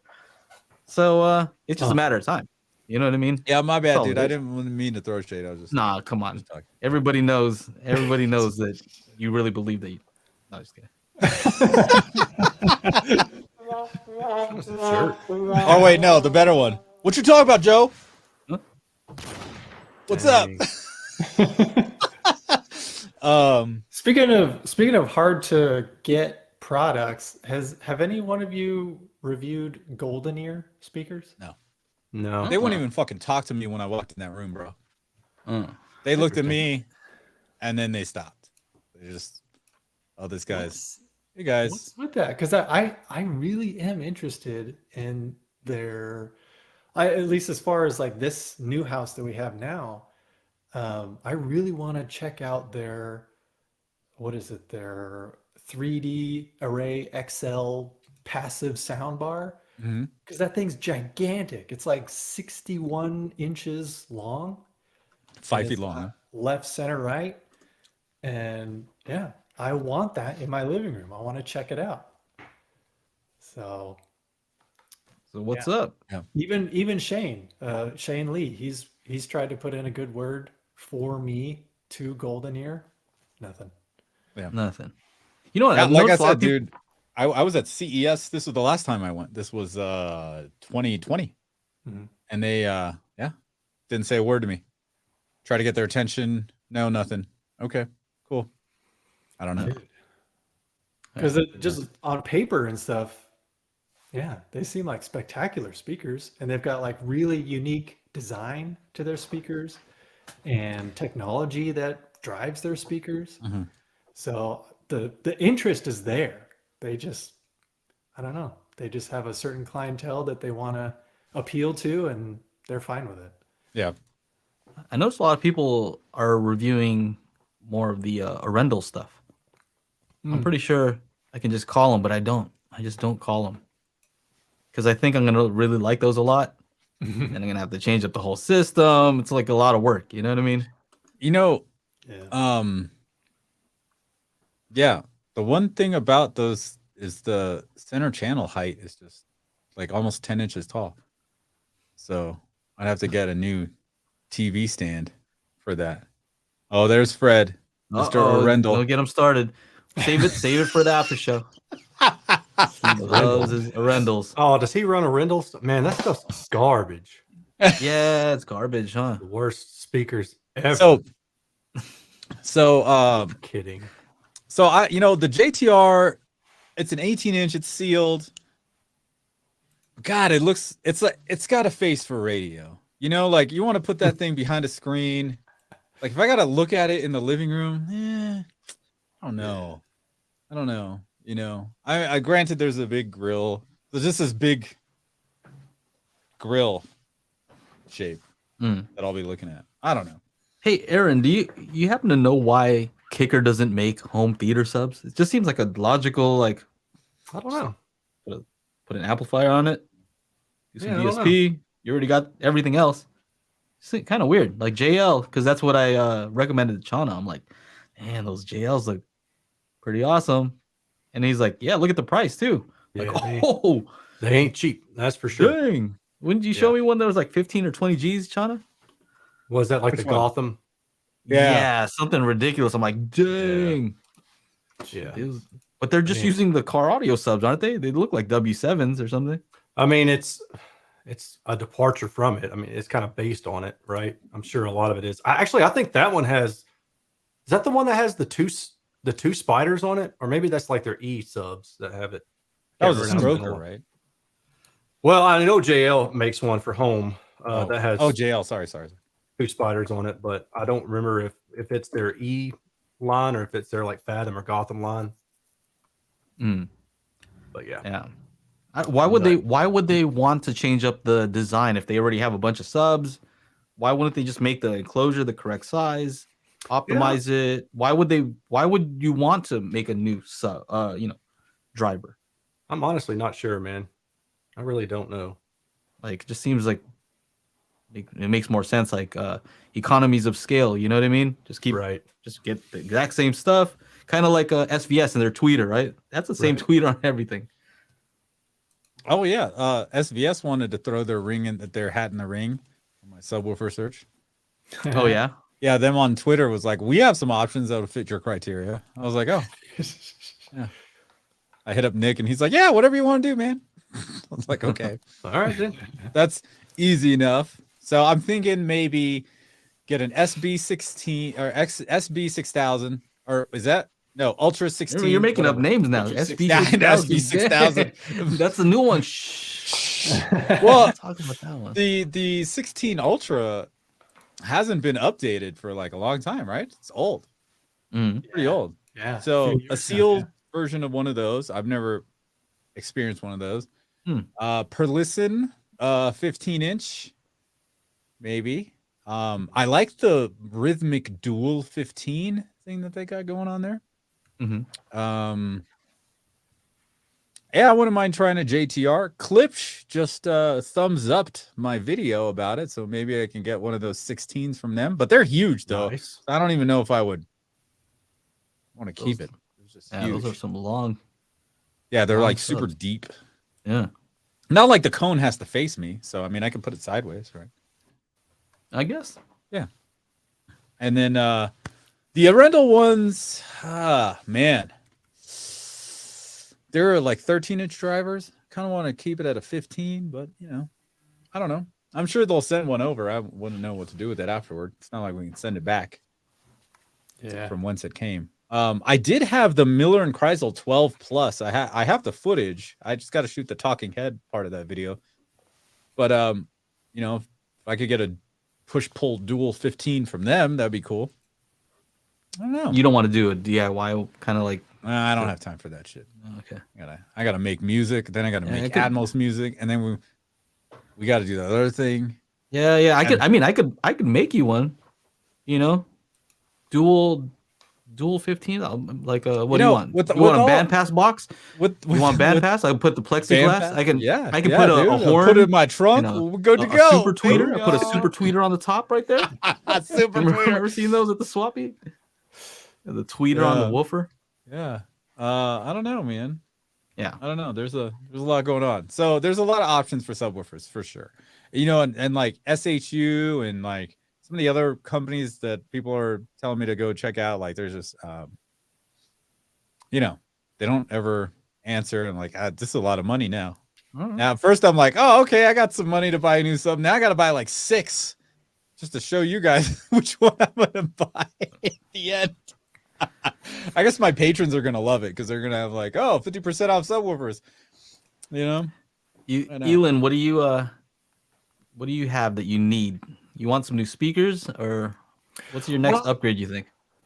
Well, I mean, am I wrong in thinking, because eventually on our property here, I'm going to have like an in-law suite / like dream home theater setup. Maybe have the theater on the bottom level, and then like upstairs have like a, in-law suite or something, or guest suite, whatever you want to call it. But am I wrong in thinking that my penultimate home theater system is going to have Perlisten speakers? Like, how could you be wrong with that? Yeah. How's that? Yeah, that's. I mean, at least right now, that's where my mind is at. That would just be like the end game system right there. So, yeah, no, he's absolutely not wrong. okay. Can you tell me something else? That one's too easy. Joe literally, How about Joe should I just literally get, said like, these that awesome to me, speakers? like 2 weeks Like, yeah. ago. I He's mean, like, you "Dude, should." that's end game speakers right there. Yeah. I mean, there's because I mean I have never reviewed them, and I mean Shane even hooked me up with one of his contacts to get in touch with them, but I just haven't had the time to do it yet. But like, yeah, it just seems like they're the real deal. It's like what I have now is like it sounds really good for what it's worth and for the price, but like I don't know, man. It You know, I just get seems that. like- That next level. What's on that next level? Right? Yeah, it just seems like that's gonna take me like to the big leagues where it's like I'm actually bringing the movie theater into this home space. You know what I would say to that though is, I think part of the fun though is in, calibrating your system and learning how to make it sound as good as possible, right? But when you already start with something like that, it's like, where do you go, right? Yeah. What do you do now? So I don't know if you're a car guy, but like sometimes it's fun to fix up the old car, right? You can do all this stuff. It's not the best, you got to change this up and now, okay, So make it your own. What Joe is But if- saying is start off with a ProLogic 2 receiver and try to get some Atmos out of that thing. Right, Aaron? Yes. I don't see get it. anything wrong with doing that, by the way. You get a GT3 RS. What are you gonna do? You're not gonna do anything. You're just No. gonna. I'm All gonna right, put some it's shiny done. new wheels on that sucker. It's done. Well, That's it. At the same time, that's kind of the point because since it's going to be my dream home theater, Okay. it's Okay. probably something that I don't want to upgrade Okay. because I just want it to sound amazing right from Oh. the start. And then I still have my testing theater at my brother-in-law's property that I can, upgrade some things and tweak some things and do all that. If I want to have that, car mechanic mentality. You know what I like about that idea is if you do go that route, you'll have a reference system, right? So Exactly. you'll say like, how much can I get these Arendelle speakers, same designer, right? How close can I get them to sounding like my per listen speakers, right? Yeah. I can get it 90% of the way with this, and this. Mhm. So now you have more information to give people. Right. And then even further down, right? What can I do with this Monolith Encore series? Same designer, but way less than the Arendelle. What can I do to these to make them sound like this? And then, so I like having, just like the best to compare things to. Yeah. It makes sense to do that, because then you're always wondering what's better, what's better. If you have the best, it's like, I know what the best is, right? It's just the question becomes, is it worth the price difference, right? Because from medium to the best is like a huge price jump, Yeah. So I guess if you have the money, you just buy the best all the time. Don't even worry about it. You don't think about if there's a better deal. If you can afford the best, you just buy the best. But I don't think that's everybody. 11 G's for one sub is crazy. 11 G's? Yeah. Who's I think the per listen dual 15 is 9,000. So I don't 20 know. G's for front towers? More than you can afford, pal. There's another. Oh. If you have to ask, hard. Joe, gotta ask. That's why I just don't ask. Then people assume I have the money. What does Ealan's house curve look like? He's like, Man. like this, Yeah. I don't know. like this. It's a smiley face. Curve. With a thumbs up. I don't know. I guess we're gonna find out if one of these days we'll do some measurements. We'll figure out what the house curve should look like. Too bad Yeah. per listen is not consumer direct. Adds 50% to cost. Okay. Oh, they're not. Aaron. Yes. What do you got for a review? Anything coming up Oh, yeah. soon, or anything you want to talk about? What's up? I don't know if you can see these. There's your Whoa. Cali IN, what, UNF? INUNF. INUNF. Why were you looking to the side, Joe? Because I'm looking at the box over here. That's what I figured. It's still in the box. Hey, those are bigger than I thought it would be. Like in the picture, it looks like I a get that a little lot. tiny. Yeah. But Yeah, no, I was actually just measuring them with the U mic. So I was telling you about that dip. So that dip in the anechoic response isn't there when I put them on my desk, but the dip moves to the like higher in frequency. So it's the way I measured them. But I don't know how to get around that, because if I just put the speaker on the platform by itself, then the bass module is like somewhere way else. You know what I'm saying? So it's gonna be one of those things where I'm gonna have to throw a caveat in there. But you know how people can be. People don't read stuff. They're just like, look at the picture. Oh, that's terrible, and they won't read that this is due to the way it had to be measured, and otherwise it would be flat through there, right? Like I can't get around that. So that's tough because you want to do the clipple measurements, right? Yeah. And so it's a weird design. It is. It has like it's like a, I don't know, what do you call those? Subsat, I guess. Yeah, like a old school Bose subwoofer and satellite combo. So it's like, yeah. So the integration on those is not something that you could easily measure, right? So like I've measured the Bose Acoustimass, right? The little cubes and then the sub, right? But they designed it so they expected you to put that sub somewhere in the corner. Yeah. And the speaker's totally somewhere different, right? Right. So the integration it's like not fair for me to put them side by side, right? When I put them on top of each other, it's like, well, they didn't design it like that. Right. So tough. I don't know how you do that, because really it all depends on like how they designed it. They designed for you to put that on your desk, put the other speakers left and right, and then it's kind of like, does it perform there? Right. Yeah. So that's why I'm taking in-room measurements, at the desk, and just showing like, this is what happens as you push the speakers away. You get desk bounce, right? There's going to be a dip from the desk itself and a peak somewhere else too. So I don't know. Cool. I may shoot them an email and just show them what I found and say, like, what do you guys want me to say about this? I normally don't do that, but I'm more concerned that people are just going to see the data and immediately go, oh, that's not supposed to be there. And it's like, yeah, but that's because of the measurement method. Like there's no way around that. The only other thing I could think to do is just take the speaker itself and to measure it raw without having the signal. So the amplifier or the bass module has the amplifier for the speakers too. So there's speaker outputs coming out of that bass module. And I don't know if there's any kind of EQ inside that bass module. And if I were to measure the raw speaker itself, then that also is not indicative of the performance of the speaker. So how about this? Would it be fair if you just measured both of them separately? So you do a spin of just the speaker, and it's like, all right, this is what it does. Spin of the bass module or whatever they're calling it, right? Right. That by itself. Right. And it's like, all right, well, mentally put those two together, and then I guess you have some information there. I don't know.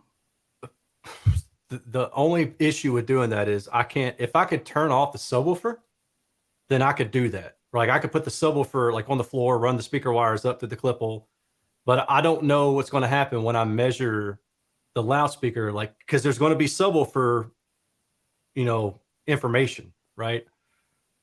Wouldn't it be low enough in if you can get it far away? How far can you put it, right? Would it be far enough away for it to be like, all right, you see the bass, but that's because the sub had to be over here, but like, right, it's low, yeah, right? I'd probably have to put the sub in another room. Seriously, wow.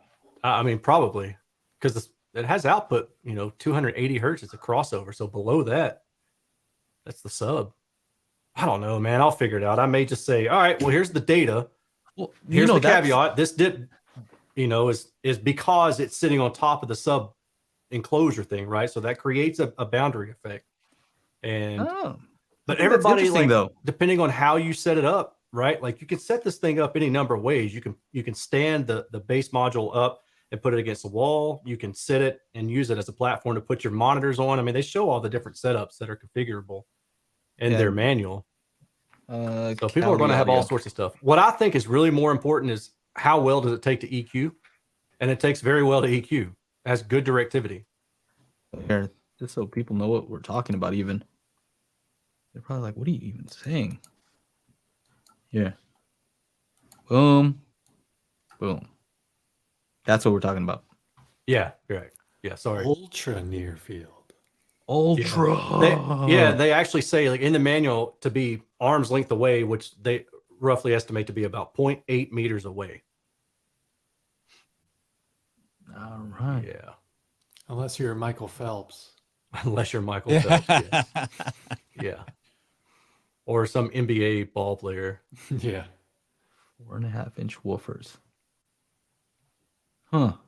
Yeah. Yeah, I guess you could. I mean, those are. Is that the wire you use to connect the speakers? Those are the speaker outputs. Yeah. So you could have it pretty far.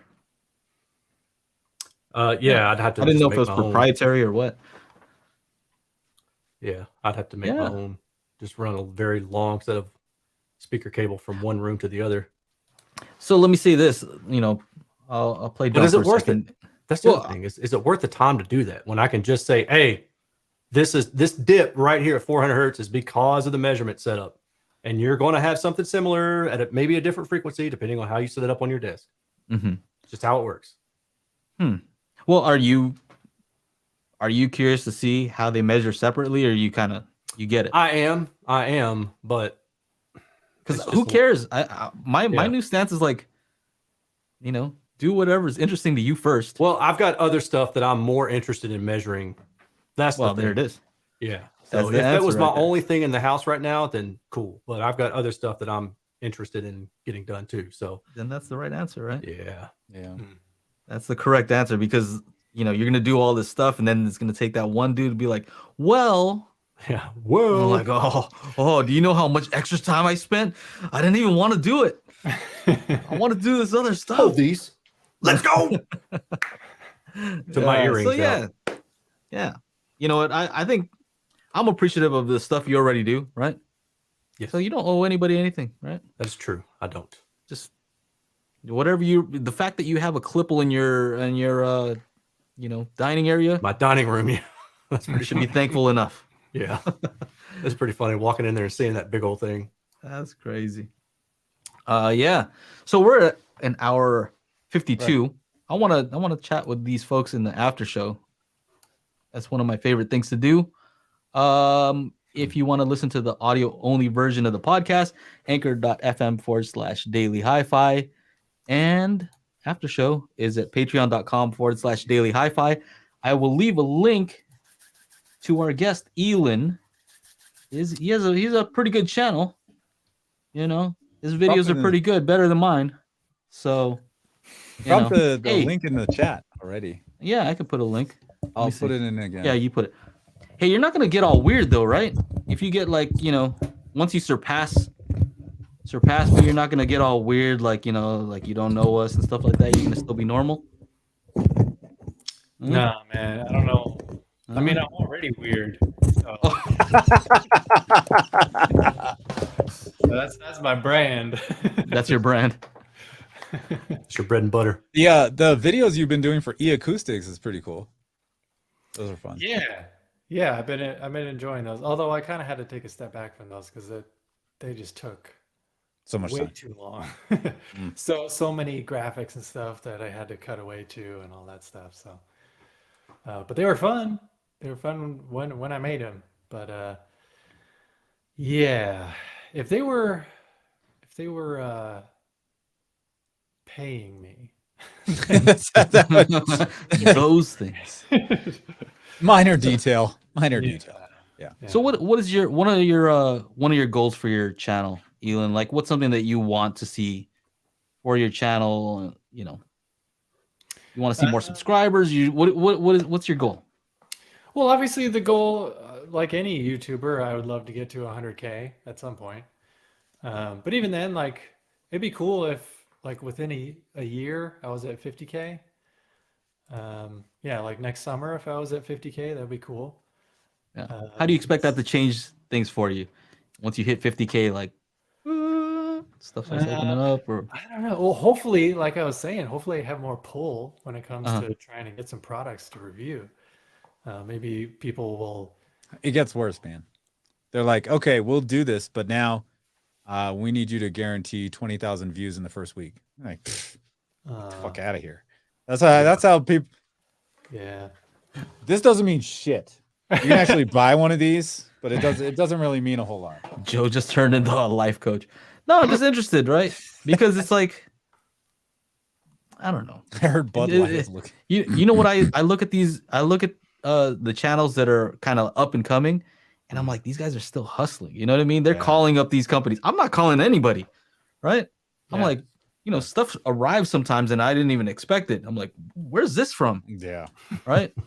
I got a UPS shipping notification in your package. I'm like, who is this from? What is this yeah. So I kind of admire where you guys are at, where you're just like, oh, I want to get these speakers. Like, you're excited to get speakers in, where I'm like, no more, please. Yeah. Like, I have enough subs in here, and I still owe these guys a review, and I'm behind. So I kind of like where you're at. You know what I mean? You kind of enjoy the whole thing. Yeah. You won't have to answer questions from Joe and tell. Yeah, dude. Hey, in my mind, you're already at 100K. Like, you're gonna be there pretty quick. You know what I mean?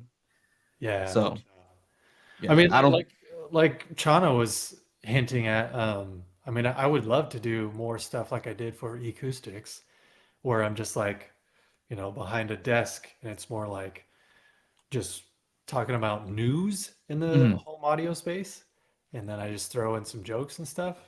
I would love to do that all the time.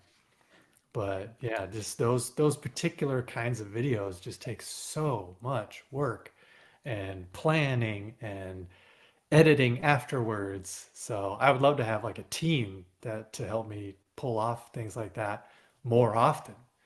So that's one of my goals, is to actually be able to afford, people to work with me. That'd be cool.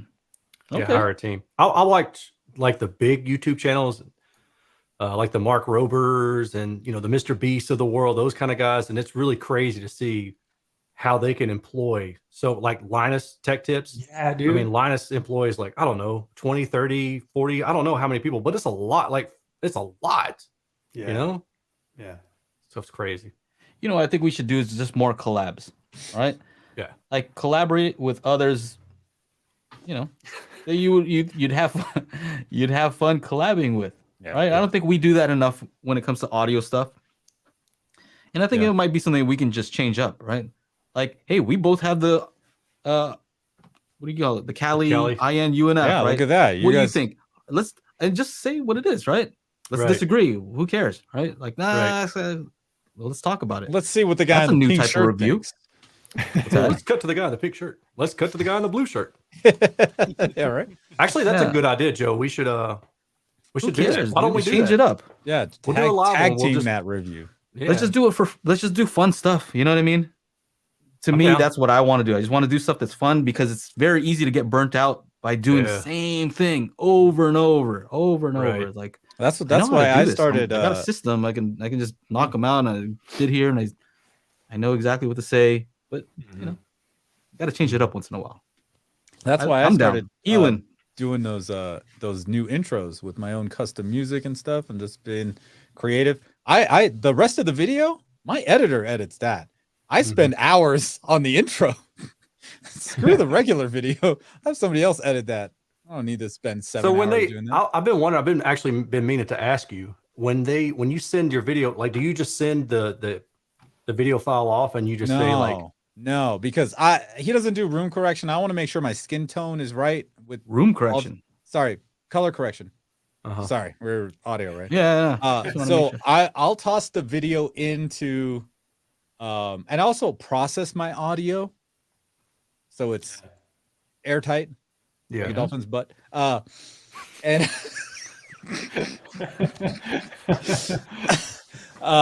so I'll process the audio, and then I'll merge the audio and video together, and I'll do my color correction. And then the video will have a bunch of blank spots, and I send him a different video with the B-roll. Two B-roll things, and then he'll spend the 7 hours to get everything like pretty much 90% there. Then if I want to use a different piece of B-roll, he's like, because I've shot all the B-roll and be like, and when I'm shooting, I'm like, oh, I'm totally gonna have this shot when I'm saying this in the video, right? It just kind of happens that way. So I just kind of think about, what shots go with what I'm saying. So he doesn't know that. So I'll go in and just, redo a couple of things. So I make sure that he doesn't put any background music. So in case there's a part I need to cut or a part I need to cut and move to a different section, I can do that without, background music being in the way. So that kind of stuff. And then I get to spend time doing something fun, which is taking all my B-roll, making some quick music, like for 30 seconds for the intro, and then cutting and editing to it and being as creative as I can.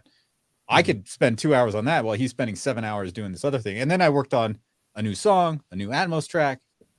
And then I also shot a bunch of B-roll for a bunch of other videos. So all I have to do now is sit in front of the camera, talk to the camera about this product, stop the camera, change shirt, talk to the camera about this other product, then do that 3 times. And then now he's got 4 videos to do.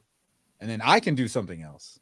I don't have to worry about it. I can make the song for the intro if I want to get, I think with the Sony receiver, which I've finally shot and it's taken outside. I haven't plugged it in yet. Okay, so you haven't tested it because I want to mess around with that thing. I want to see what it can do. Like it's baby steps, there's just a lot going on. So is it the 7,000?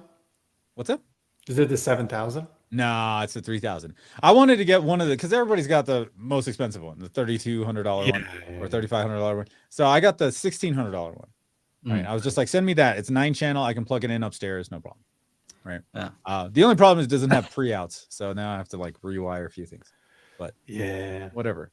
Yeah. Try it out. I still don't like the one thing I don't like is that stupid like panel that comes off the front. Like there's no hinge. There's no, it just pulls right off. And then like, I don't, you could have it attached, Sony, and then just fold down. Like, I don't know what that, like it just comes off and there's like even a spot they have to put for it in the box and it's in its own packaging. I'm like, this takes up way more space than if you just had a hinge like everybody else and it just fold down and folds back up. I don't know, Sony.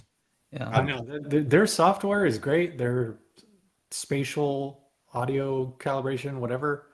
They have a spatial audio calibration toolkit too. Yeah. What is it? They're 360 spatial mapping or something they call it. Yeah. Anyway, their software is legit, but yeah, they've got the same design they've had for like the past 20 years. I don't understand why they haven't decided to have like an upgrade on the design. It's very basic. Yeah. When you start messing with that thing, I want to see, we're gonna try to mess with it, see what we can do. And Chano, we talk pretty much all the time, and he's like, "Hey man, I'm glad to work with you on this toolkit stuff." Like, yeah, same here. We have a good time, and the fact that we are, I think we're successful. I think more it's that we can just understand each other, right? Because we're trying to figure out this new thing, and then I was just like, "Oh, I know why," and he's like, "I know exactly what you're gonna say," and yeah, it's just one of those things. He says, Integra receiver. What do you guys think of the new Integra receiver? Thinking about pairing that with a KEF CI in wall in ceiling. Thanks for the super chat, by the way. DRX 8.4, that's like, that's why I really wanted to review it with those like GoFundMe giveaway. DRX what? 8.4? Yeah, DRX 8.4. If he's talking about that one, then like that one's legit because it's got the most features software wise and connection wise on the rear. Because it seemed like Integra has everything, and then the Pioneer equivalent has just a little bit less, and then the new RZ70 Onkyo has a little bit less. So it's like Integra got it all, and all the other ones they're just like the redheaded stepchilds. Yeah, but I mean, look at all those XLR. Look at this booty. Look at all that. Yeah. The entire front soundstage has XLR outputs.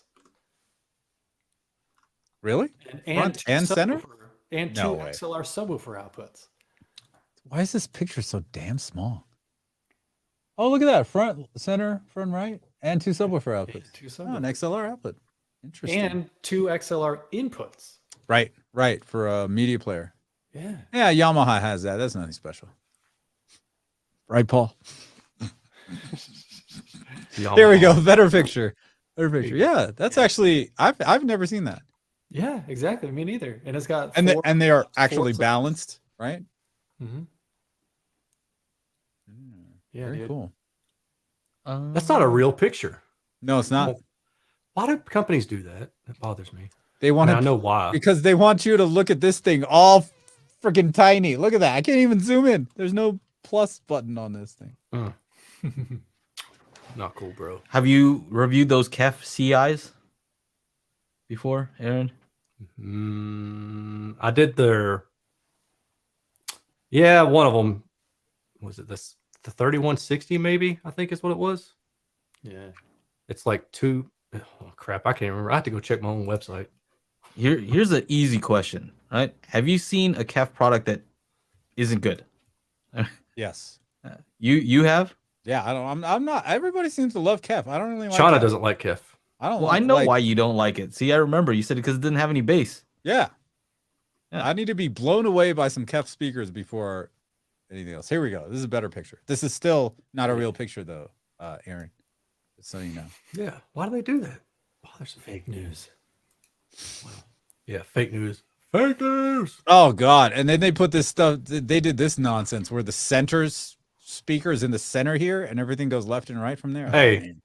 You know my favorite part hate about that? Look on the What? far ends of the left and right. Zone 2 and Zone Oh 3. no!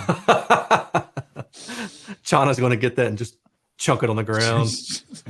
Stupid piece of crap. I bet you anything. Like if you know what? I should get one of these subwoofers and then just like blow it up or like drop it or something. And How then much is the get Integra? way more views. That's Like you know it really would. 3,300. 3,300. Yeah, it's over 3. Yeah, it's Yeah. over 3,000. Hmm. I would have liked to check out that Pioneer, but like I think the Integra is the way to go. If that one is the one that has all of the features. Yeah, exactly. Yeah. Stop hating What? on Zone 2. Chana with the shot at Aaron. I like the What is it? zones. What did I say? I don't even I know don't these days. You got me. Boom, pop, pop, pop. Blah, blah, blah. Stop Yeah. hating on Zone 2. Sorry, DJ. Camp. I'll hate on Zone 2 and Zone 3. Zone 3. Collabs. If they I wanna toss do into some more Zone 4, I collabs. hate on Zone 4. Let's set up some collabs Do it. Okay, yeah. just Yeah, for fun. they win. Let's try it out. See. I think I'm gonna how start it doing goes. some. I told you earlier. I think I might just start doing some live reviews just to take some stuff off my plate and Oh, make it a little bit you easier. said on me. redheaded stepchild. Just read Yeah, it. you- Hey, I've done some live reviews like you're talking about, and Yeah. I don't end up liking them yeah, I because- haven't either. because people end up watching it like, how come you talked about this for so long? I'm like, dude, this was Yeah. live. Like I just did it right Yeah, then that and is there. true. You know what I mean? Maybe It's just do like one shot, one take kind of. I've done those before too, but the product never looks as good. Yeah. I got 4 Zons. Oh Zones, man. Zones. Yeah, I know. But you remember, guys, you remember Zons or Zines, short for magazines? Like it was like in the skateboard BMX world, they had like, it's like the newsletters back in the day, It was Joe zines. answered So the they were ring. little pamphlets basically that people printed out and off their little printers at home, and they'd staple them together and they'd mail them out. They'd be like 10 pages, of like just white stock 8x11 stuff written on them. Zines. Zine. F all y'all, bunch of punks. Let's see. Somebody quit. said check what Wilfried's saying. What is he saying? I don't know. I can't share it, but let's see. For your calorie speaker collab, you should Mhm. title it "When I dip, you dip, we dip." We dip. Yeah, man. I'm down. I'm down to do. He's just playing. He's out of here. All right. No, I So, heard you. Yeah, when we'll I do, dip, we'll you do dip, some. we dip. We'll do some collabs. I think that's what we should do. We should. Yeah, have fun with it. Yeah. Chana, Dude. like I was saying earlier, I'm just having fun. Like I'm glad we get to talk and just play around and do all this random stuff. He sends me Blu-ray player, DVD players to test stuff. And the shit didn't even work. No, it kind of worked. It kind of worked for what we're trying to do. But we're just having fun with it, and just so happens that you can also make money, right? I think that's the message I want to get across, if anything, because I don't have to do this. I don't have to do audio reviews. I could do, I could do other things too, Yeah. I think keeping up with the Joneses said that one time too. Is like, none of these people have to do this, right? Yeah. And so I think that's important to remember. It's like, we don't have to do any of these things, right? It's not that serious, right? I could do something else if I wanted to. I could literally make way more money if I wanted to make a career out of like my hobby. I could make way more money just testing stuff as an independent tester for manufacturers. I've gotten tons of requests. Like I'll give you $1,000 if you'll test my speaker. Yeah, all I have to do is put it on the stand, test it, send them the data, and I'm done. But I don't do that because I don't want to do that. So yeah, we don't have to do this. Mm-hmm. Yeah. Just today, I got an email to review $1,000 robot vacuum. And I was like, I wish I could. I want that for my house. I think I would. But I mean, it's obviously doesn't have anything to do with home audio. So I just measure the SPL, see like how loud it is. all right. Follow it around. How loud is it? Because I do have a robot vacuum, but it doesn't work very It's on well. its way out, huh? It needs a little refresh. Yeah. I'm only half kidding. Make them an offer to be like a channel sponsor. Yeah. Like hey, stuff I'll like mention that, your I would thing. be all for. I don't want to have a channel sponsor with audio stuff, just like I don't want to. But I've joked, like if Manscaped contacted me, I'd be like, heck yeah, dude, send me some of those trimmers. They offered to me. Did they? Yeah. Manscaped? Yeah. Do it.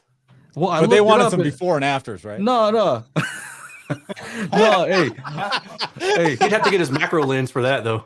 Nah. Chill. No, seriously, I looked it up, right? I looked it up on Amazon, like their lawnmower. We're so off.